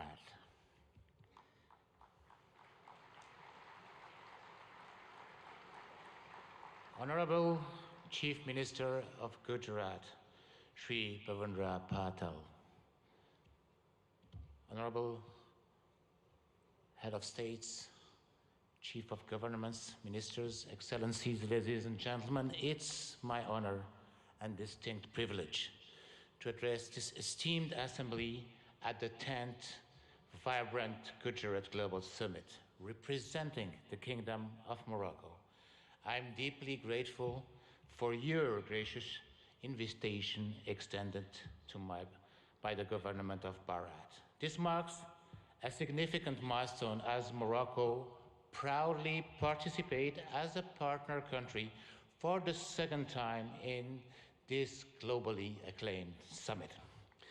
This summit, an initiative that we owe you, Prime Minister Modi, that we owe to your leadership, stands as a beacon of opportunity, not only in fostering business projects, but also in fortifying the enduring bonds of cooperation and friendship that so splendidly unites Morocco and Bharat. The historical visit of our beloved King Mohammed VI to Bharat in 2015 and his meeting with you, Prime Minister, Honorable Prime Minister Modi, marked a new era in the cooperation between my country and Bharat, raising the level of bilateral relation to a strategic partnership. Even our beloved king at that time expressed his admiration for the Indian model, which has succeeded in emerging as one of the largest world economy. Let me comment on what has been said beforehand. Prime Minister Modi, you made Gujarat as an engine of growth for Bharat, but you made Bharat as the engine of growth of the world. Morocco, for its part, has also evolved positively, showing a regional leadership in advanced sectors, such as automotive, aerospace, semiconductor, and fertilizer industry, coupled with a significant transformation of historical sectors such as textile and agri-food. All sectors have been performing remarkably well despite successive crises, which confirm the undeniable success of the industry policy of Morocco, Gujarat, and Bharat. Since then, our two governments have worked tirelessly to achieve the objectives set. Today, there are almost 50 agreements and MOUs signed in various sectors. Today, there are also 45 Indian companies established in Morocco, while there were only 13 in 2015. Today, our exchanges have tripled from $1.4 billion to $4.2 billion. Today, Gujarat, India, has hosted the most important Moroccan investments in Asia. This is a testimony of the great momentum that had been injected into Moroccan-Indian bilateral relations, and I'm confident this will continue to grow as both of our nations share a commitment to economic growth, sustainable development, and mutual prosperities. Ladies and gentlemen, under the guidance of our beloved king, Morocco has embarked on a transformative journey, guided by a strategic development roadmap that has steered the nation towards openness and remarkable progress. In the face of supply shocks and succession of global crises, Morocco's resilience has been extraordinary, showcasing its agility to navigate through multifaceted challenges with innovative solutions. Indeed, our country's GDP has tripled in the last 20 years, and we multiplied our manufacturing export by 6 since 2000. Today, 87% of our export are manufactured products. Today, Morocco is the first manufacturer of cars in Africa and one of the most competitive countries worldwide in producing cars and renewable energy. Well, the best and the most competitive country in producing cars is still Bharat. Moreover, thanks to our ideal position as a continental and world-class hub, its free trade agreements giving access to more than 100 countries and 2.3 billion consumers, and its political and monetary stability, Morocco offers great opportunities for investors to settle. Ladies and gentlemen, given the commitment of my country in accordance with the high royal vision to the promotion of an active, solid, and supportive cooperation in a spirit of co-development and shared growth, Morocco and Bharat can work closely through a South-South triangular cooperation to promote growth in Africa, India, and in the world. Indeed, our strategic partnership should also enable our countries to develop joint initiatives that include the entire African continent in the process of industrializing and developing economies, but also to ensure food and health securities. Ladies and gentlemen, the time is ripe for Morocco and Bharat to forge a stronger, more dynamic partnership by leveraging our respective strengths and addressing the challenges together. We can create a future marked by shared prosperity, innovation, and growth. Thank you very much. Thank you very much, sir. We would now like to welcome His Excellency, Mr. Prakash Sharan Mahad, Finance Minister of Nepal.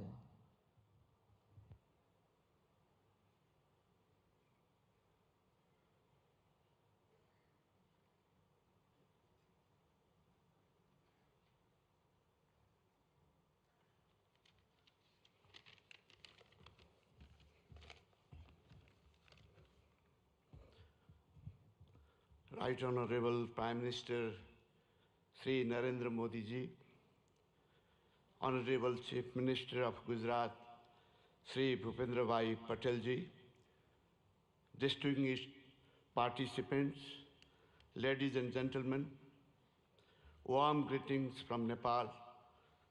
Namaskar, namaste. At the outset, let me express my sincere gratitude to Honorable Bhupendra Bhai Patel ji, Chief Minister of Gujarat, for inviting me in this August gathering. I am deeply honored and privileged to be a part of this vibrant Gujarat Global Summit 2024. This global forum for business networking, knowledge sharing, and strategic partnerships for fostering sustainable and inclusive growth has now been a forum for all. Modi ji had envisioned vibrant Gujarat concept in 2003. Under your visionary leadership, this idea of entrepreneurial spirit of Gujarat has now been translated into vibrant India. India is now a major global economic power. I also like to commend Modi ji for your transformative leadership during G20 presidency, which has brought this mechanism to a next level. That is, you have made this more inclusive and broader. Vibrant Gujarat development model, which you are translating nationwide, has been a source of inspiration for many countries, including Nepal, is now managing financial resources and technological know-how for addressing economic, social, and environmental challenges of our time. Nepal and India, actually, Bharat, since thousands of years, have common places of great Hindu and Buddhist religious worships. And we are visiting each other's places since ancient times. I am happy to inform you that visitors from Gujarat are one of the largest in Nepal. I still have fresh memory of Modi ji's statement delivered in our parliament in 2014, particularly your emphasis on HIT, that is highways, information ways, and transmission ways. I am happy to share that we are working together in all these areas to improve connectivity, strengthen market linkages, and to reduce transaction costs. Recently, Nepal and India have signed a long-term power purchase agreement of exporting 10,000 megawatt of electricity to India over 10 years of time. This will immensely open up investment opportunity in hydropower in Nepal. It will also contribute to achieve green energy transition target not only for Nepal, but also in India. Situated between two global economic powers, Nepal has adopted liberal, market-oriented economic policy since the early 90s and is a member of several international organizations and multilateral agencies. And we are implementing trade and investment policies and regulation of international standards. Nepal provides investor-friendly regulatory and legal framework with macroeconomic stability and rule-based democratic political system. Our legal system prohibits nationalization of private enterprises and properties. We guarantee national and non-discriminatory treatment to foreign investment. Those who have invested in Nepal are enjoying good returns on their investment. The abundant natural and educated human resources, together with potential domestic and export market, ensures attractive return for prospective investors. There are huge untapped investment opportunities in Nepal, in energy, tourism, agribusiness, and ICT. There are also other potential areas of investment such as health, education, manufacturing, construction, transportation, mining, banking, and financial services. Nepal is organizing Investment Summit in April 28 and 29 this year in Kathmandu. I would like to use this occasion to cordially invite all captains of industries and entrepreneurs from India and other participating countries for your valuable involvement in this summit. I hope your innovative business ideas and investment decisions will be a milestone for unlocking growth potential of Nepal. Once again, I would like to express my sincere thanks to the state government of Gujarat for providing me this opportunity to witness remarkable confluence of minds and energies in vibrant Gujarat Global Summit. I wish for the grand success of this summit. Thank you very much. Thank you very much, sir. We now invite His Excellency Mr. Tran Lu Quang, Deputy Prime Minister of the Socialist Republic of Vietnam, to deliver his address.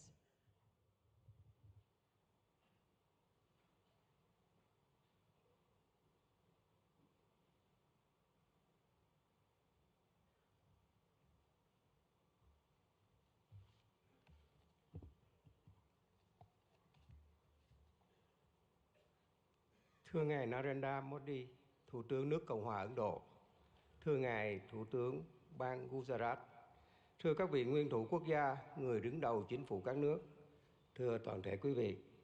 Hôm nay, tôi rất vui mừng tham dự hội nghị thượng đỉnh toàn cầu Gujarat đầy sức sống lần thứ 10 với chủ đề Cửa ngõ vào tương lai tại bang Gujarat, quê hương của vị lãnh tụ vĩ đại Mahatma Gandhi của đất nước và nhân dân Ấn Độ anh em, quê hương của ngài Thủ tướng Narendra Modi. Với quy mô ngày càng lớn và sự tham gia đông đảo của lãnh đạo và doanh nghiệp Ấn Độ cũng như các nước, Gujarat đầy sức sống đã thể hiện rõ tầm nhìn của Thủ tướng Modi và nỗ lực của bang Gujarat, góp phần khẳng định sự hấp dẫn cũng như vai trò và vị thế quốc tế ngày càng cao của Ấn Độ. Chúng ta đang sống trong một thế giới đầy biến động phức tạp và khó lường. Dù gặp nhiều khó khăn thách thức, song hòa bình, hợp tác và phát triển vẫn là xu thế lớn. Chúng tôi đánh giá cao việc hội nghị lần này tập trung thảo luận những động lực, xu thế phát triển mới, trong đó có kinh tế xanh, kinh tế tuần hoàn, kinh tế số, thành phố thông minh. Đây cũng là những lĩnh vực ưu tiên trong tiến trình phát triển và hội nhập quốc tế của Việt Nam. Để thúc đẩy mạnh mẽ các lĩnh vực nêu trên, hướng tới các mục tiêu phát triển bền vững, chúng tôi cho rằng các chính phủ cần tạo lập khuôn khổ chính sách, pháp lý và môi trường đầu tư kinh doanh thuận lợi, ổn định, minh bạch, công bằng, triển khai các chiến lược, kế hoạch một cách nhất quán. Nguồn vốn từ đầu tư công của chính phủ cần đóng vai trò dẫn dắt, đồng thời khuyến khích mạnh mẽ và thu hút hiệu quả các nguồn lực của khu vực tư nhân và đầu tư nước ngoài.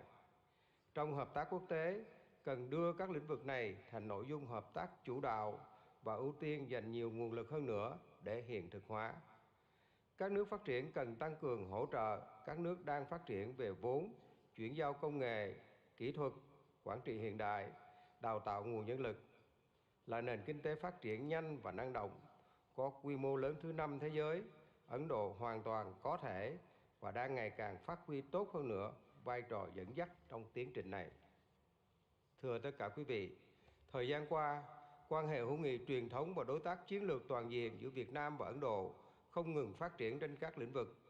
Việt Nam trân trọng cảm ơn và đánh giá cao sự hỗ trợ hiệu quả của Ấn Độ trong đào tạo nguồn nhân lực, phát triển khoa học công nghệ, chuyển đổi năng lượng, chuyển đổi số. Trong thời gian tới, chúng tôi mong muốn đẩy mạnh hơn nữa hợp tác với Ấn Độ nói chung và bang Gujarat nói riêng, nhất là trong các lĩnh vực có thế mạnh của Ấn Độ và phù hợp với ưu tiên phát triển của Việt Nam. Trong đó, nhiều lĩnh vực sẽ được trao đổi tại hội nghị lần này. Là bạn, là đối tác tin cậy và là thành viên tích cực, có trách nhiệm trong cộng đồng quốc tế, Việt Nam luôn hoan nghênh và sẵn sàng tạo một điều kiện thuận lợi nhất để các doanh nghiệp Ấn Độ đầu tư, kinh doanh lâu dài ở Việt Nam. Chúng tôi tin tưởng rằng hợp tác tốt đẹp giữa Việt Nam và Ấn Độ không chỉ mang lại lợi ích cho cộng đồng doanh nghiệp và nhân dân hai nước, mà còn đóng góp tích cực cho hòa bình, hợp tác và phát triển thịnh vượng, bền vững ở khu vực và trên thế giới. Xin chúc Ngài Thủ tướng Modi, các vị lãnh đạo và toàn thể quý vị sức khỏe và hạnh phúc. Chúc hội nghị của chúng ta thành công tốt đẹp. Xin trân trọng cảm ơn.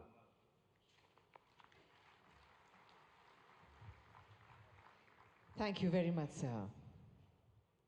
We now honored to invite His Excellency Mr. Petr Fiala, Honorable Prime Minister, Czech Republic, for his address.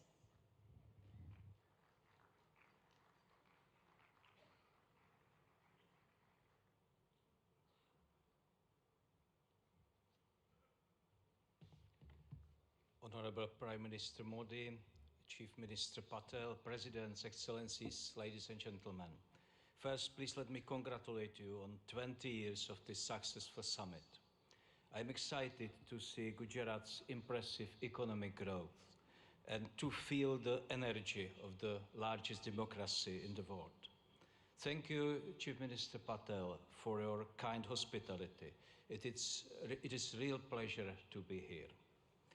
Ladies and gentlemen, the topic of this summit is Gateway to the Future. It is a big inspiration. We are at a special point and can choose our future. It is a time of dramatic risks, but also of great chances, because the problems of today are very complex. It is not wise to concentrate on only one strategy. I think the humanity needs to work with three main priorities, three keys to unlock the gateway. The first key is innovation and new technologies. The second key is advanced industry. And the third key is applied research, which benefits the public, like in health and medicine. Please let me tell you about the position of the Czech Republic. The first key is innovation and new technologies. My country is quickly moving to a higher value economy. We are changing our education system, and we want stronger accent on STEM subjects. We also support innovation and partnership between universities, research institutions, and private sector. Maybe you know some innovative Czech brands. For example, the software security company Avast or the online ticketing global player Kiwi. My government is mainly interested in long-term strategic investment. This includes AI research, electromobility, and especially semiconductors. They are key for high-tech industries today, from cars to mobile phones. We also pay close attention to innovation in the energy sector. Unlike many European countries, we believe in the future of nuclear power. We have 50 years of expertise in nuclear power. Our top interest is development of small modular reactors. On this way, we want to work with leading global makers. It is also a chance to improve our Czech-Indian capacities in nuclear energy research. We are very serious about innovation in renewable energy and green digital technologies. The goal is to have reliable, efficient, and sustainable energy. This is about clean environment, and the potential for Czech-Indian collaboration is great, not only in energy, but also in wastewater treatment or in sustainable agriculture. The second key to our future is advanced industry. My country is a great exporter of high-quality industrial goods. I am sure that you know some of the traditional Czech brands, Bata, Škoda, Tatra, or Java are well established in India. Our companies are leaders in land transport. Škoda Auto produces cars here and has a new logistics center in Pune. It can be active and make India e-mobility hub of tomorrow. We also have great railway cars makers. Czech companies build wheel sets here in India. And we offer solutions for cities, trams, hydrogen buses, or smart transport systems. We have many advanced companies in space industry. It is very strong in the Czech Republic. Their products are parts of rockets and satellites from the European Space Agency and others. Our aerospace and defense industry is always ready to help our friends in India. In all sectors of our industry, we are proud of traditional and new products and their quality. The third key is applied research in fields like healthcare and medicine. There are many major issues in public health: lifestyle diseases, sustainability of public health systems, and the new health dangers. COVID-19 is a typical example. It shows us the benefits of international cooperation, sharing results and experience, and fighting the virus faster than ever before. It also shows us the need to be prepared for other new dangers. In health and medical science, fast innovation can bring big benefits to people. Its importance will only increase. There are many bad demographic and lifestyle trends in the world today. And health and medical research is also a very important driver of future economic growth. I am very pleased that Czech Republic and Indian universities cooperate successfully in this area. Tomorrow I will visit the NIMS University in Jaipur. It has a strong focus on medical research and training of health professionals. It is an institution which applies experience of top Czech and Indian experts. Ladies and gentlemen, I briefly presented three areas, three keys which can unlock the gate to our future. With them, we have a chance for a sustainable future. It offers a better life for humanity. All of them are connected to science, technology, and innovation. This is intentional. I believe that knowledge is the most important factor for growth, well-being, and happiness. I am very happy that the partnership between India and the Czech Republic is based on this vision. We show this today together with Prime Minister Modi by endorsing our strategic partnership on innovation. The partnership covers many areas, including science, new technologies, energy, healthcare, or infrastructure. There is great potential in this joint statement. India and Czechia understand the role of innovation in solving the challenges of today. Our countries believe that the economy of the future will depend on deep cooperation. This gives me great hope that our partnership will bring concrete results for our peoples. Ladies and gentlemen, the future can bring many new problems, but we already know how to be prepared by focusing on skills and innovations and by working with trusted partners. I wish you a successful discussion and thank you.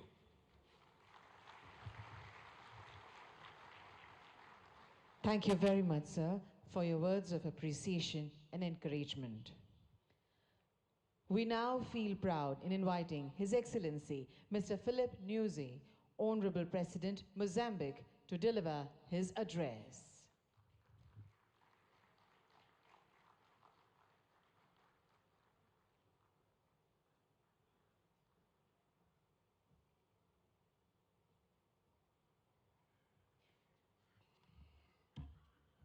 Muito obrigado. Sua Excelência Narendra Modi Ji, Primeiro-Ministro da República da Índia. Sua Excelência José Ramos Horta, Presidente de Timor-Leste. Sua Excelência Petra Fiala, Primeiro-Ministro da República Tcheca. Sua Excelência Bhupendra Patel, Ministro-Chefe do Estado de Gujarat. Senhores ministros presentes nesta cimeira, minhas senhoras e meus senhores, inicio a minha intervenção saudando e agradecendo a Vossa Excelência e meu irmão Narendra Damodaras Modi, Primeiro-Ministro da Índia, pelo convite que nos foi formulado na qualidade de parceiro para participar neste evento de grande relevância para os nossos países. Aproveito a ocasião para felicitar a vossa presidência de G20, um momento histórico que conseguiu colocar o continente africano, ou seja, a União Africana, como membro permanente do G20. Saudamos de forma distinta a Sua Excelência Bhupendra Patel, Ministro-Chefe do Estado de Gujarat, ao povo e governo de Gujarat, pelo acolhimento que nos tem sido dispensado desde a nossa chegada a esta histórica cidade industrial, o maior centro de refinaria de petróleo do mundo e de corte e polimento de diamantes. Senhor Primeiro-Ministro, Excelências, em Ahmedabad me sinto em minha própria casa, pois foi daqui que adquiri conhecimentos que me têm ajudado a adicionar ao que antes tinha conseguido e, com o espírito de sempre aprender, me permite dar a minha humilde contribuição para o desenvolvimento do meu país, Moçambique. Suprabhat Mara Gujarat Deshwasiyon. Umujamachu Habar Namaste. A República de Moçambique participa neste fórum singular de Gujarat com o objetivo de aprender e partilhar a experiência a nível estatal, empresarial, da sociedade civil e da academia, conforme está estruturado no evento. É nosso interesse identificar oportunidades e estabelecer parcerias para coletivamente e com base em vantagens mútuas criar alicerces para o desenvolvimento harmonioso, criação da riqueza e do bem-estar para os nossos povos. A República da Índia e o Estado de Gujarat, em particular, oferecem a muitos países em desenvolvimento a oportunidade de partilhar a experiência de resiliência e de superação perante obstáculos ao desenvolvimento. O fato desta Cimeira Bienal, instituída há mais de 20 anos, assumir-se como ponto de partida para a autossuficiência de uma região, a Cimeira Global de Gujarat tem também a particularidade de encorajar os países e Estados a fazerem uma apresentação sobre as oportunidades de negócio e de investimentos que oferecem. O nosso interesse em aprender da experiência de Gujarat é ainda maior porque acreditamos na estratégia de desenvolvimento baseada na autossuficiência, ou seja, na produção e transformação interna de recursos ao nosso dispor, destinada a autoconsumo e exportação. Por outro lado, os momentos temáticos agendados nesta edição da Cimeira Global de Gujarat abrangem áreas importantes para o fortalecimento da nossa cooperação bilateral.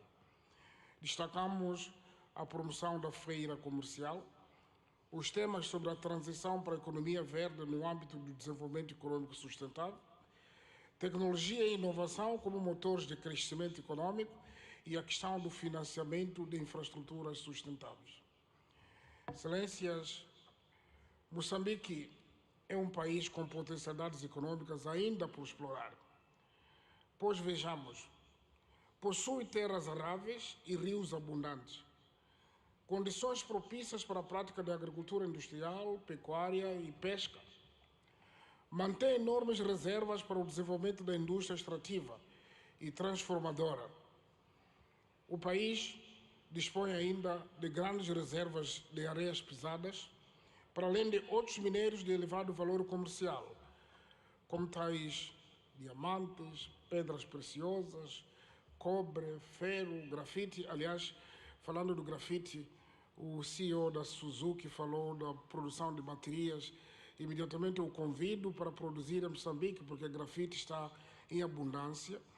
Mas também Moçambique possui carvão mineral, e já estamos a exportar para este país em grandes quantidades. Isso só para citar alguns exemplos. O nosso país é também conhecido como detentor de enormes potenciais energéticos, energia hídrica, eólica, solar, e estamos agora a projetar a construção de uma grande barragem hidroelétrica para mais de 1.500 megawatts. Esperamos que pode haver interesse de participar conosco ainda. Isso incluindo também uma das maiores reservas de gás natural do mundo, na bacia do Rovuma. Aliás, sei dizer que 3 empresas maiores deste país são parceiros na exploração do gás em Moçambique. Moçambique oferece igualmente oportunidades para o desenvolvimento de todo tipo de turismo, incluindo o ecoturismo. O nosso país, por ser banhado pelo nosso oceano comum, que é o Oceano Índico, permite que o canal de Moçambique seja a rota comercial estratégica de muitos países, incluindo os países de Interland da África Austral, cujo acesso ao mar é através de Moçambique. Também desfilou neste pódio o CEO do DP World. Ele pode ser testemunho porque já estão a operar nos portos moçambicanos. Portanto, investir em Moçambique é também tirar benefício das oportunidades econômicas que a sub-região da África Austral, isto é, dos países da SADC, oferece com um mercado de mais de 250 milhões de habitantes. A legislação sobre investimentos em Moçambique oferece um pacote de investimentos de incentivos aos investidores que decidam apostar no país para a produção de bens e serviços que criam oportunidades de emprego para os jovens moçambicanos e concorram para o acréscimo de valor, industrialização e modernização da economia. Neste contexto, para fortalecer a cooperação internacional, através da criação de parcerias produtivas, conducentes a uma rápida aceleração do crescimento econômico global e melhoria das condições de vida das nossas populações, convido mulheres, homens de negócios indianos e de todas as outras partes do mundo aqui presentes a investir em Moçambique numa base de ganhos mútuos. O governo de Moçambique tudo faz e fará de modo a assegurar uma parceria econômica em que todos saiamos a ganhar e juntos contribuamos para um mundo próspero para nós e para as futuras gerações. Termino afirmando que a meta coletiva ficou patente, que é melhorar as condições de vida da humanidade num ambiente de paz, cooperação, solidariedade e de sustentabilidade em que se respeite e se preserve o planeta Terra, a nossa casa comum. Fazemos votos que desta cimeira brotem negócios viáveis em benefício dos nossos países e povos. A todos desejamos melhores venturas e muitos sucessos na criação do progresso e bem-estar comum. Obrigado, parabéns, Primeiro-Ministro Modi. Thank you so much, sir, for your words of praise and your insights on shared journey of development. We would now with pleasure invite His Excellency, Mr. José Ramos Mirta, Honorable President Timor-Leste, to deliver his significant address.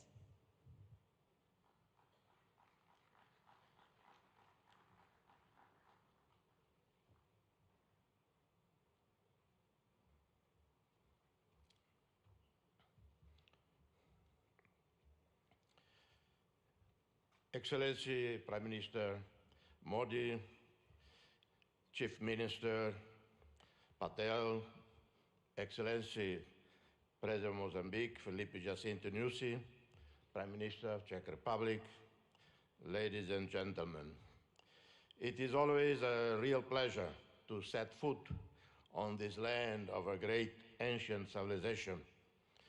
I first visited India on a personal capacity in April 1992, having spent more than a week in Dharamsala. My first official visit was in 2003 as Senior Minister of Foreign Affairs of the newly independent Timor-Leste. I visited again India in 2013, 2014, 2015 in different capacities.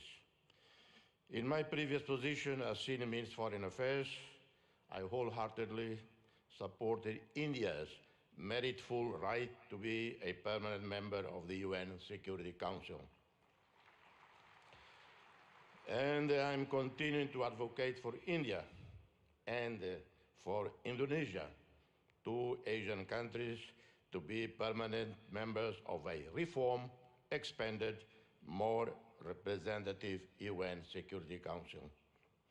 As chair of, in 2014-15, of the high-level independent panel on UN peace operations, I visited Delhi for extensive consultation with leaders, including senior military officers. I worked closely with the Permanent Mission of India to the UN in New York as we produce a 100-page report and recommendations on how the UN should anticipate, respond more timely and effectively to the new emerging security challenges. This is my relationship with India. My sincere appreciation for the invitation to address this prestigious international forum, my gratitude to a great visionary, transformative leader, Prime Minister Narendra Modi, who conceived the 10th Vibrant Gujarat Global Summit in 2003. Gratitude for the warm reception extended to me and members of my delegation. This forum, now renowned globally, has been a catalyst for business networking, knowledge sharing, strategic partnerships, inclusive growth, and sustainable development. The state of Gujarat, driven by an inherent entrepreneurial spirit, has emerged as an industrial leader and a favored destination for investment. Timor-Leste, for its part, represents an oasis of peace, tolerance, and stability, where fundamental rights and freedoms are strictly safeguarded. The International Media Watch, called Reporters Without Borders, based in Brussels, rates Timor-Leste number 10 globally in media freedom out of 193 countries. Timor-Leste stands out with a business environment conducive to investments, having consolidated global presence as an active member of the United Nations, the Community of Portuguese-speaking countries, CPLP, a pioneer, founder of the G7 plus fragile states, leader and spokesperson in climate change within LDCs and SEEDs. We are progressing our membership process with WTO, which should happen probably in February, hoping to formally exceed by March this year. Formal ASEAN membership should occur in 2025. We are committed to creating a favorable business environment with legislation in line with international best practices, protecting foreign investments, eliminating double taxation, open PPPs, BOTs, and any other mutually beneficial modality consistent with the priorities outlined in our National Strategic Development Plan. We have a sovereign wealth fund with significant investments in US Treasury bonds and other developed market bonds, and have invested significantly in equities internationally with more than 1,000 portfolios, with annual returns of over 8%. We have zero debt to commercial banks. Our debt to regional or multilateral lending institutions is 13% of our GDP. Our young and vibrant diaspora present in countries such as Australia, South Korea, Indonesia, Malaysia, Portugal, the United Kingdom contribute significantly to the development of both host countries and Timor-Leste, with foreign remittances being an important part of our society well-being. We invite you, ladies and gentlemen, to invest with us, be part of the realization of a dream. Opportunities abound. I outline some. In the tourism sector, almost the entire northern coast of Timor-Leste, plus Atauro and Jaco Islands, teem with the richest biodiversity in the world. That's according to Conservation International, not according to me personally. Boasting the healthiest coral biodiversity in the entire region, known as the Amazon of the seas. Atauro Island, located north of Timor-Leste's capital, is recognized as a most important part of the global center of marine biodiversity and a global priority for conservation. We integrate a region that covers 1.6% of the planet's ocean area, boasting with marine life, home to 76% of all known coral species in the world, and habitat of more than 3,000 species of fish.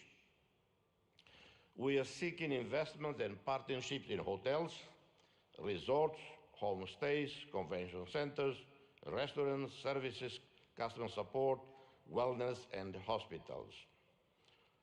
In the oil, gas, minerals and renewables, we have a vast resources, oil and natural gas reserves, onshore and offshore, within our exclusive economic zone, where the Greater Sunrise gas field stands out, whose consortium led by Woodside is expected to bring this important wealth onshore very soon.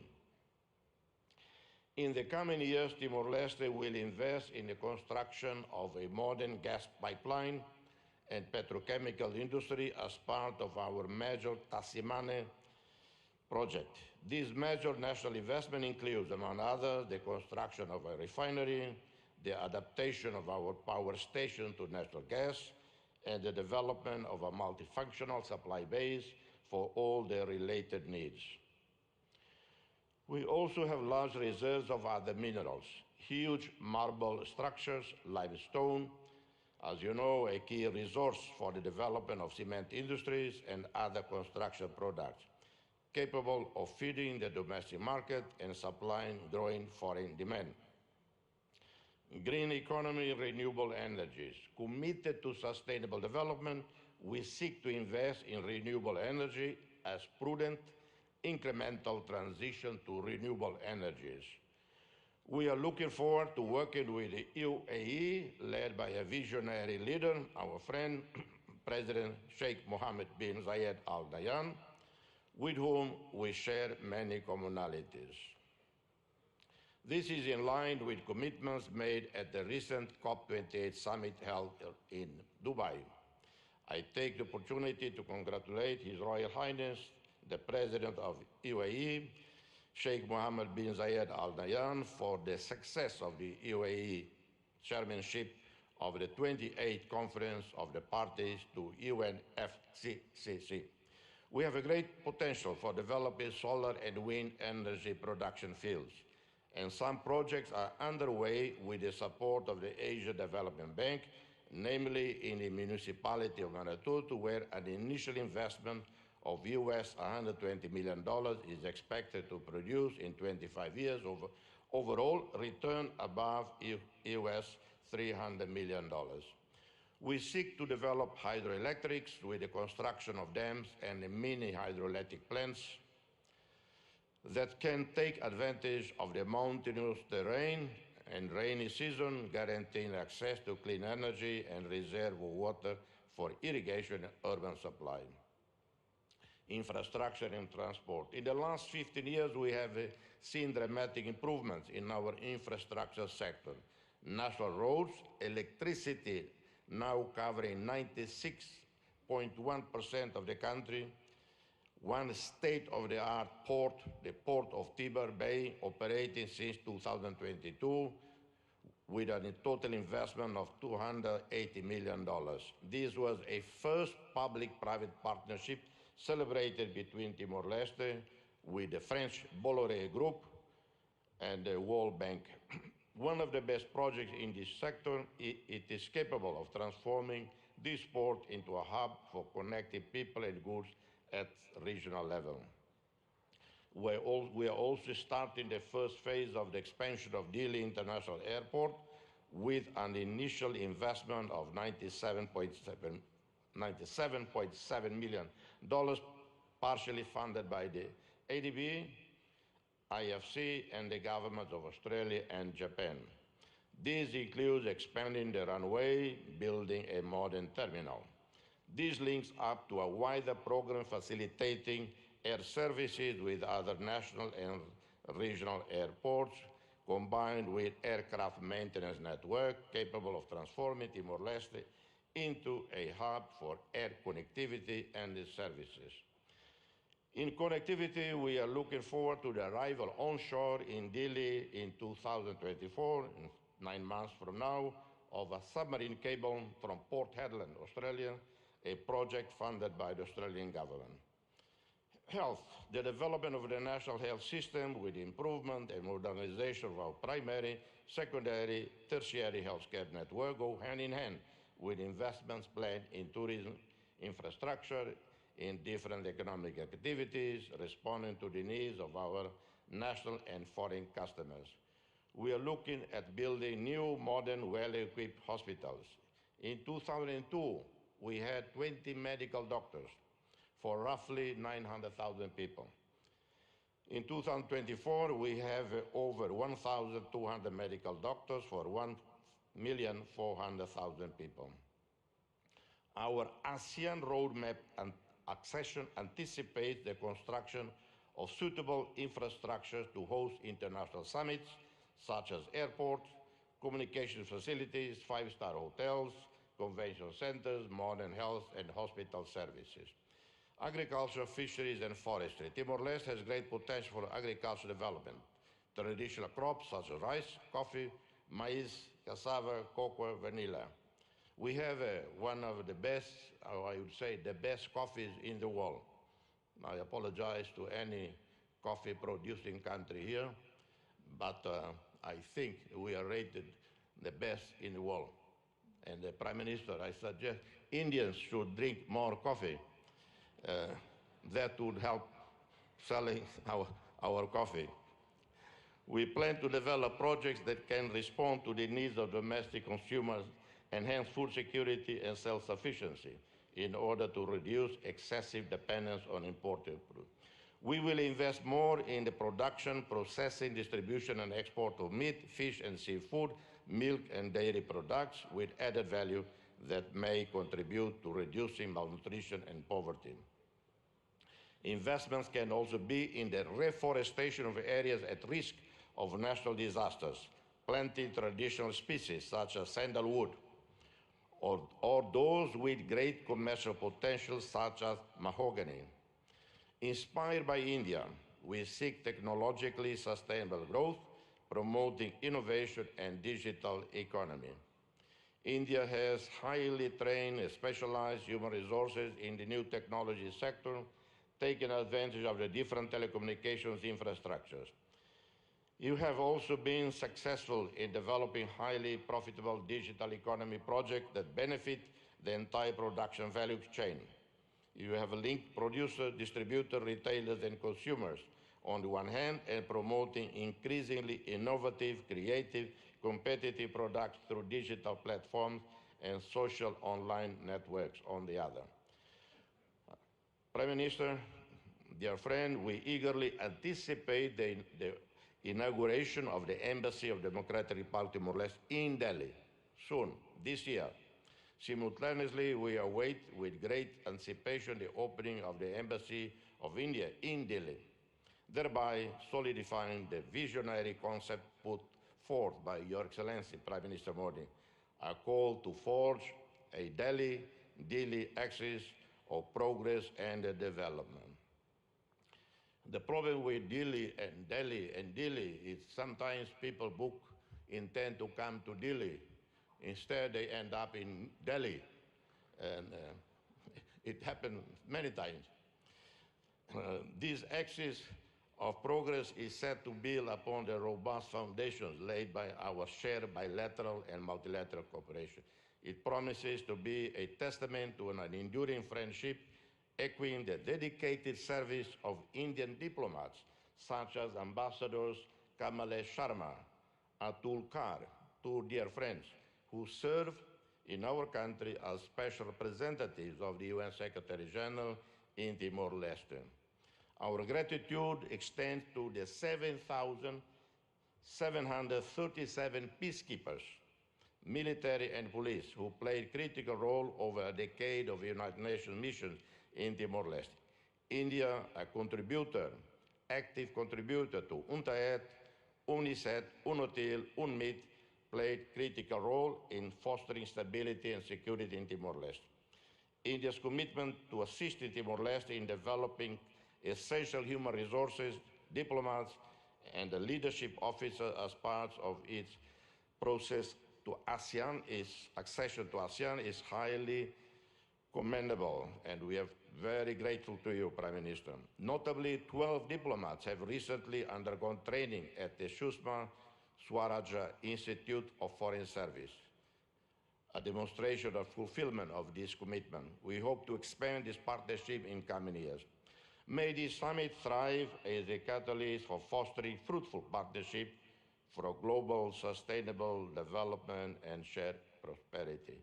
I thank you, and God bless you all. Thank you.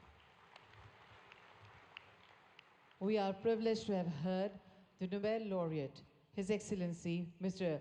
Jose Ramzota. Thank you so much, sir, for your enriching address.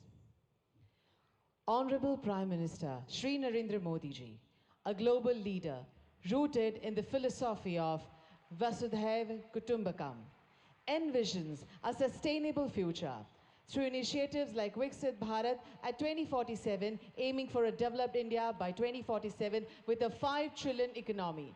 He relentlessly emphasizes sustainable growth. Hailing from vibrant Gujarat, Modi ji's leadership reflects its ethos of entrepreneurship and progress, showcasing Gujarat as a model for development. His global outlook aligns with a vision for an inclusive and prosperous future inspired by Gujarat's cultural richness and economic vibrancy. स्वयं की ज्योति से चमकेगा वो तो हीरा लाल है, स्वयं मस्तक पर जिसके दामोदर का हाथ है. Ladies and gentlemen, please join your hands together to welcome the one and only Honorable Prime Minister of India, Shri Narendra Modi ji.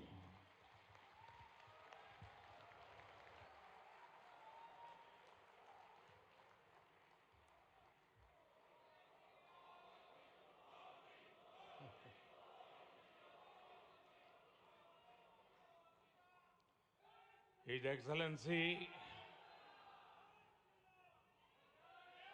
Mr. Philip Nyusi,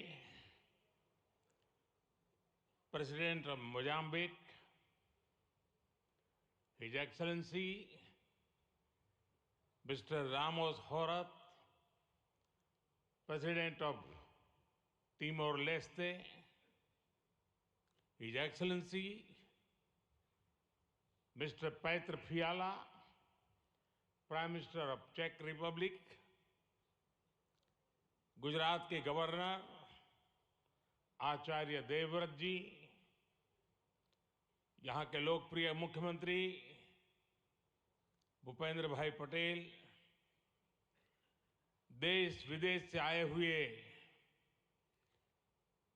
सभी विशेष अतिथि, अन्य महानुभाव, देवी और सज्जनों, आप सभी को 2024 की अनेक अनेक शुभकामनाएं।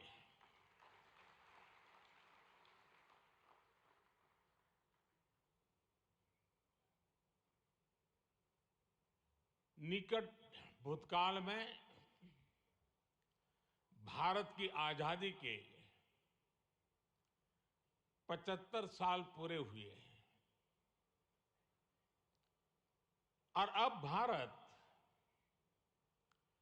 अगले 25 वर्षों के लक्ष्य पर काम कर रहा है। जब भारत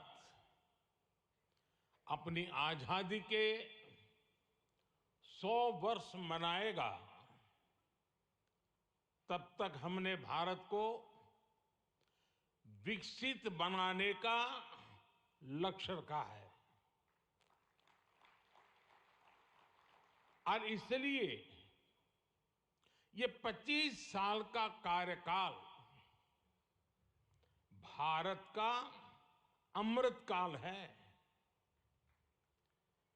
ये नए सपने, नए संकल्प और नित्य नूतन सिद्धियों का कार्यकाल है। इस अमृतकाल में ये पहली वाइब्रेंट गुजरात ग्लोबल समिट हो रही है और इसलिए इसका महत्व और बढ़ गया है। इस समिट में आए 100 से ज्यादा देशों के प्रतिनिधि भारत की इस विकास यात्रा के अहम सहयोगी हैं। मैं आप सभी का स्वागत करता हूं, अभिनंदन करता हूं। फ्रेंड्स, यूएई के राष्ट्रपति मेरे brother his highness Sheikh Mohammed bin Zayed का इस आयोजन में शामिल होना हमारे लिए बहुत खुशी की बात है।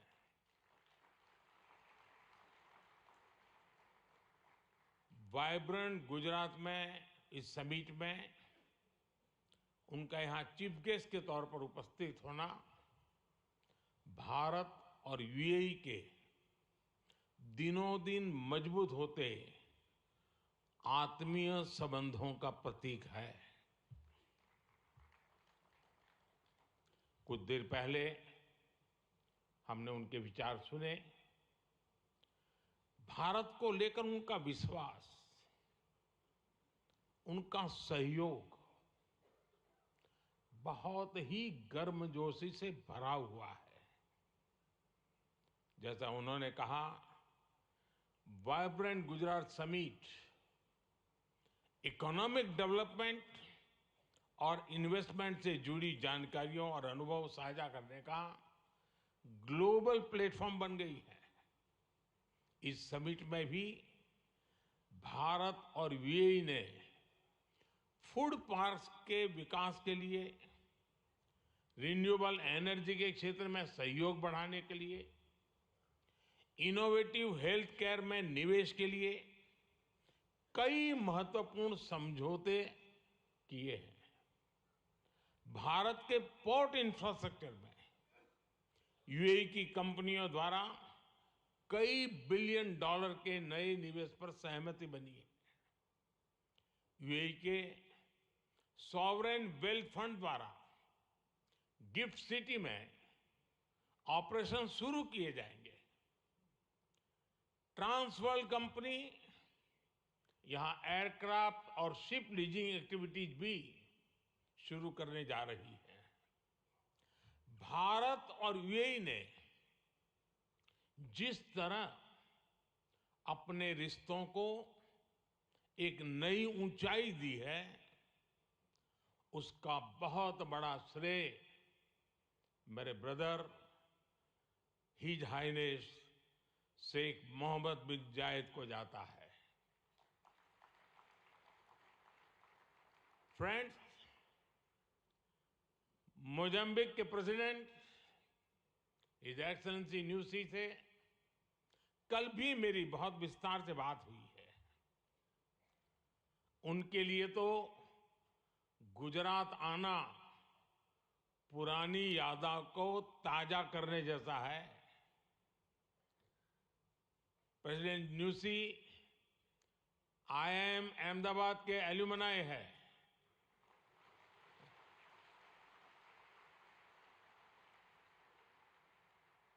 भारत के लिए गर्व की बात है कि हमारी G20 प्रेसिडेंसी में अफ्रीकन यूनियन को स्थायी सदस्यता मिली। प्रेसिडेंट न्यूसी की भारत यात्रा से हमारे संबंधों को तो बल मिला ही है, भारत अफ्रीका के बीच घनिष्ठता और बढ़ी है। साथियों, चेक के प्रधानमंत्री हिज एक्सेलेंसी पैत्र फियाला जी की ये पहली भारत यात्रा इस पद पर है। वैसे वो भारत पहले भी आए हैं। चेक लंबे समय से वाइब्रेंट गुजरात समिट से जुड़ा हुआ है। भारत और चेक के बीच टेक्नोलॉजी, ऑटोमोबाइल्स, मैन्युफैक्चरिंग जैसे सेक्टर्स में सहयोग लगातार बढ़ रहा है। हिज एक्सेलेंसी पैत्र फियाला, मुझे विश्वास है आपकी इस यात्रा से दोनों देशों के संबंध और मजबूत होंगे। हमारे यहां कहा जाता है अतिथि देवो भव, और प्रधानमंत्री के रूप में आपकी तो ये पहली भारत विजिट है। उम्मीद है आप बहुत शानदार यादें लेकर यहां से जाएंगे। फ्रेंड्स, नोबेल लॉरिएट और तिमोर लेस्ते के राष्ट्रपति हिज एक्सेलेंसी रामोस होर्ता का भी मैं भारत में स्वागत करता हूं। हिज एक्सेलेंसी रामोस होर्ता का गांधीनगर आना और विशेष है। आपने महात्मा गांधी के नॉन वायलेंस के सिद्धांत को अपने देश के स्वातंत्र्य संग्राम से जोड़ा है।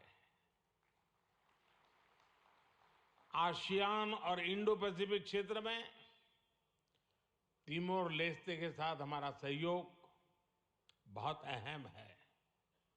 फ्रेंड्स, कुछ समय पहले ही वाइब्रेंट गुजरात ग्लोबल समिट को 20 वर्ष पूरे हुए हैं। बीते 20 वर्षों में इस समिट ने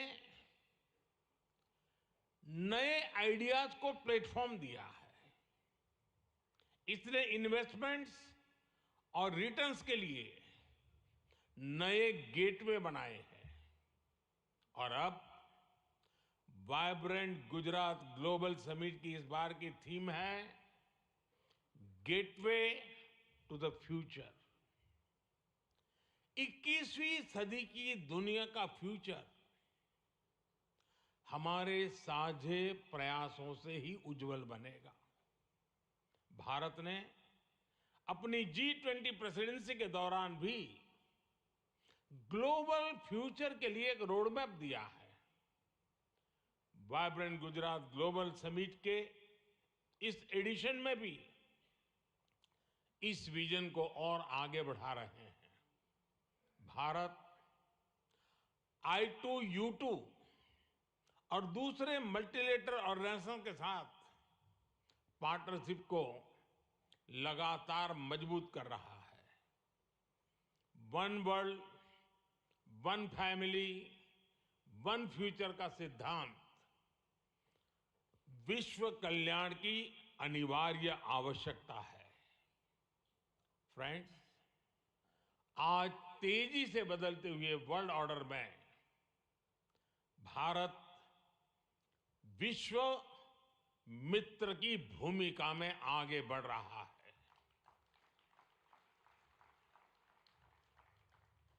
आज भारत ने विश्व को ये भरोसा दिया है कि हम साझा लक्ष्य तय कर सकते हैं,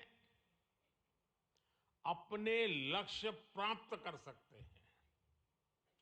विश्व कल्याण के लिए भारत की प्रतिबद्धता, भारत की निष्ठा, भारत के प्रयास और भारत का परिश्रम। नमस्कार दोस्तों, आज की इस वीडियो में यहाँ पे आप घर बैठे में आपको मिल जाएगा डायरेक्ट क्लिक करके आप डायरेक्ट में आपको तक देखना होगा। यहाँ पे आपको सर्च करना SD। The world looks at India as an important pillar of stability, a friend who can be trusted, a partner who believes in people-centric development, a voice that believes in global good, a voice of the global south, an engine of growth in the global economy, a technology hub for finding solutions, a powerhouse of talented youth, and a democracy that delivers. Friends, Bharat के 1.4 billion लोगों की priorities और aspirations, human centric development पर उनकी आस्था, inclusivity और equality का हमारा commitment, विश्व समृद्धि और विश्व के विकास का बहुत बड़ा आधार है। आज भारत दुनिया की 5th लार्जेस्ट इकोनॉमी है। 10 साल पहले भारत 11th पर था। आज दुनिया की हर प्रमुख रेटिंग एजेंसी का अनुमान है कि भारत अगले कुछ वर्षों में दुनिया की टॉप 3 इकोनॉमी में जाएगा।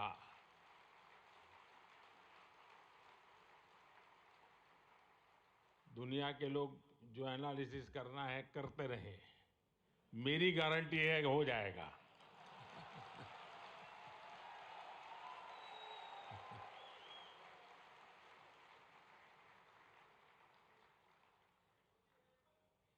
एक ऐसे समय में जब विश्व अनेक अनिश्चितताओं से घिरा हुआ है, तब भारत दुनिया में विश्व की एक नई किरण बनकर के उभरा है। भारत की प्राथमिकताएं बिल्कुल स्पष्ट है। आज भारत की प्राथमिकता है sustainable industry, infrastructure and manufacturing. आज भारत की प्राथमिकता है new age skills, futuristic technology, AI and innovation. आज भारत की प्राथमिकता है green hydrogen, renewable energy, semiconductors, इसका पूरा इकोसिस्टम। इसकी एक झलक हम vibrant Gujarat global trade show में भी देख सकते हैं। और मेरा तो आग्रह है कि ट्रेड शो जरूर देखें। गुजरात के भी स्कूल कॉलेज के विद्यार्थी जरूर जाएं। कल दिन में मैंने हिज एक्सेलेंसी न्यूसी और हिज एक्सेलेंसी रामोस होर्ता जी के साथ इस ट्रेड शो में काफी समय गुजारा है। इस ट्रेड शो में कंपनियों ने world class state of the art technology से बने प्रोडक्ट्स का निदर्शन किया है। E mobility, startups, blue economy, green energy और स्मार्ट इंफ्रास्ट्रक्चर जैसे ट्रेड शो में एक प्रकार से छाए हुए हैं। ये जितने भी सेक्टर्स हैं, इनमें इन्वेस्टमेंट के लिए आपके पास लगातार नए अवसर बन रहे हैं। साथियों, आप सभी वैश्विक परिस्थितियों से भली भांति परिचित है। ऐसे में आज अगर भारत की इकोनॉमी में इतना रेजिलियंस दिख रहा है, अगर आज भारत की ग्रोथ में इतना मोमेंटम दिख रहा है, तो इसके पीछे बड़ी वजह है बीते 10 वर्षों में स्ट्रक्चरल रिफॉर्म्स पर हमारा फोकस। इन रिफॉर्म्स ने भारत की इकोनॉमी की कैपेसिटी, कैपेबिलिटी एंड कॉम्पिटिटिवनेस बढ़ाने का बहुत बड़ा काम किया है। रिकैपिटलाइजेशन और आईबीसी से हमने भारत के बैंकिंग सिस्टम को दुनिया के सबसे मजबूत बैंकिंग सिस्टम में से एक बना दिया है। ईज ऑफ डूइंग बिजनेस पर जोर देते हुए हमने 40,000 से ज्यादा कंपनीज को समाप्त कर दिया है, कंप्लायंसेस को समाप्त कर दिया है। जीएसटी ने भारत में टैक्स के अनावश्यक जाल को खत्म किया है। भारत में हमने ग्लोबल सप्लाई चेन के डाइवर्सिफिकेशन के लिए बेहतर माहौल बनाया है। हाल में ही हमने 3 FTA साइन किए ताकि ग्लोबल बिजनेस के लिए भारत और अट्रैक्टिव डेस्टिनेशन बन सके। इनमें से एक FTA तो यूएई के साथ ही हुआ है। हमने अनेक सेक्टर्स को ऑटोमेटिक रूट से FDI के लिए ओपन किया है। आज भारत इंफ्रास्ट्रक्चर पर रिकॉर्ड इन्वेस्ट कर रहा है। पिछले 10 वर्ष में भारत का कैपेक्स 5 गुना अधिक हो चुका है। फ्रेंड्स, भारत आज ग्रीन एनर्जी और ऑल्टरनेटिव एनर्जी सोर्स को लेकर भी अभूतपूर्व गति से काम कर रहा है। भारत की रिन्यूएबल एनर्जी कैपेसिटी 3 गुना बढ़ी है और सोलर एनर्जी कैपेसिटी में 20 गुना वृद्धि हुई है। डिजिटल इंडिया मिशन ने भारत में लाइफ और बिजनेस दोनों को ट्रांसफॉर्म कर दिया है। 10 वर्षों में सस्ते फोन और सस्ते डेटा से डिजिटल इंक्लूजन की नई क्रांति आई है। हर गांव तक ऑप्टिकल फाइबर पहुंचाने का अभियान, 5G का तेजी से विस्तार आम भारतीयों का जीवन बदल रहा है। आज हम दुनिया में तीसरे बड़े स्टार्टअप इकोसिस्टम है। 10 वर्ष पहले तक भारत में कुछ 100 स्टार्टअप थे। आज भारत में 1,15,000 रजिस्टर्ड स्टार्टअप्स है। भारत के ओवरऑल एक्सपोर्ट में भी रिकॉर्ड बढ़ोतरी हुई है। फ्रेंड्स, भारत में जो ये बदलाव आ रहा है, वो भारत के नागरिकों की ईज ऑफ लिविंग भी बढ़ा रहा है, उन्हें एम्पावर कर रहा है। हमारी सरकार के 5 वर्षों में 13.5 करोड़ से ज्यादा लोग गरीबी से बाहर निकले हैं। भारत में मिडिल क्लास की एवरेज इनकम लगातार बढ़ रही है। भारत में फीमेल वर्कफोर्स के पार्टिसिपेशन में भी रिकॉर्ड वृद्धि हुई है। भारत के भविष्य के लिए ये बहुत अच्छी संकेत है। और इसलिए मैं आप सभी का आह्वान करूंगा कि भारत की इस विकास यात्रा से जुड़िए, हमारे साथ चलिए।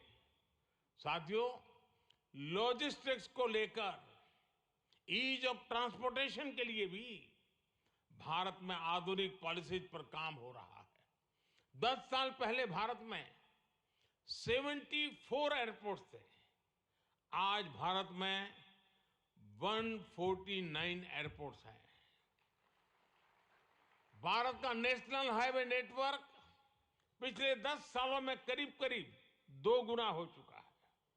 10 सालों में हमारा मेट्रो ट्रेन नेटवर्क 3 गुना से ज्यादा बढ़ चुका है। गुजरात हो, महाराष्ट्र हो या फिर हमारी ईस्टर्न कोस्ट लाइन हो, इनको आज डेडिकेटेड फ्रेट कॉरिडोर से जोड़ा जा रहा है।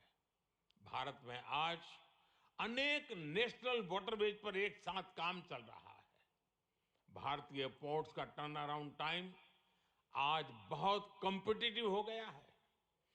G20 के दौरान जिस India middle east Europe economic corridor की घोषणा हुई है, वो भी आप सभी इन्वेस्टर्स के लिए बहुत बड़ी बिजनेस अपॉर्चुनिटी है।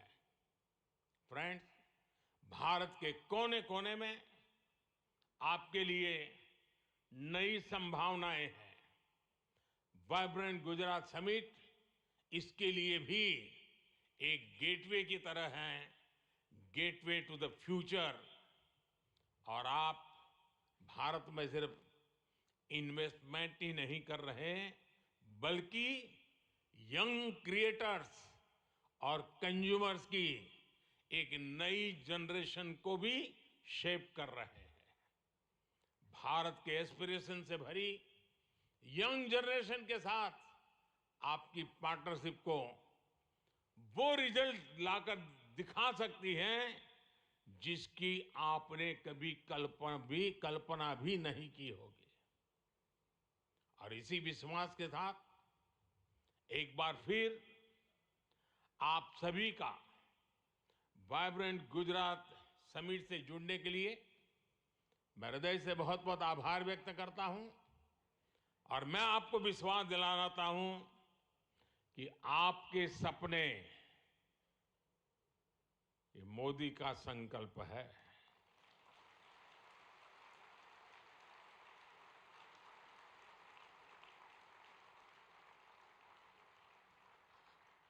आपके सपने जितने बड़े होंगे, मेरा संकल्प भी उतना ही बड़ा होगा।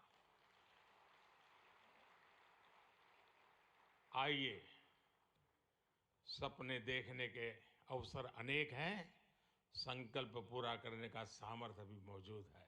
बहुत बहुत धन्यवाद। माननीय प्रधानमंत्री महोदय, आपके प्रेरणादायक उद्बोधन और गुजरात की विकास कहानी में सक्रिय रूप से भाग लेने के लिए, सभी को प्रोत्साहित करने के लिए एवं आपकी प्रेरक उपस्थिति के लिए हम भी आपका बहुत बहुत धन्यवाद करते हैं। We extend our heartfelt appreciation for the same.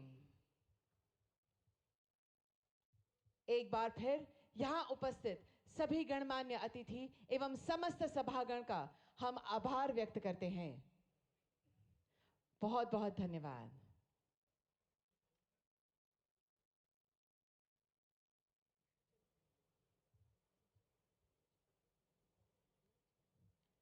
Thank you very much, Honorable Prime Minister, sir. We also extend our heartfelt thanks to His Excellency Sheikh Mohammed bin Zayed Al Nahyan, His Excellency Mr. Josie Ramzorta, His Excellency Mr. Philip Newsey, His Excellency Mr. Petre Fiala. And the dignitaries, you will be escorted for the lunch by ushers. So we request you to kindly cooperate. We let first the esteemed dignitaries, our Honorable Prime Minister, sir, and His Excellencies to depart, and then, according to the ushers, you will be guided for the lunch area. Thank you. Thank you very much.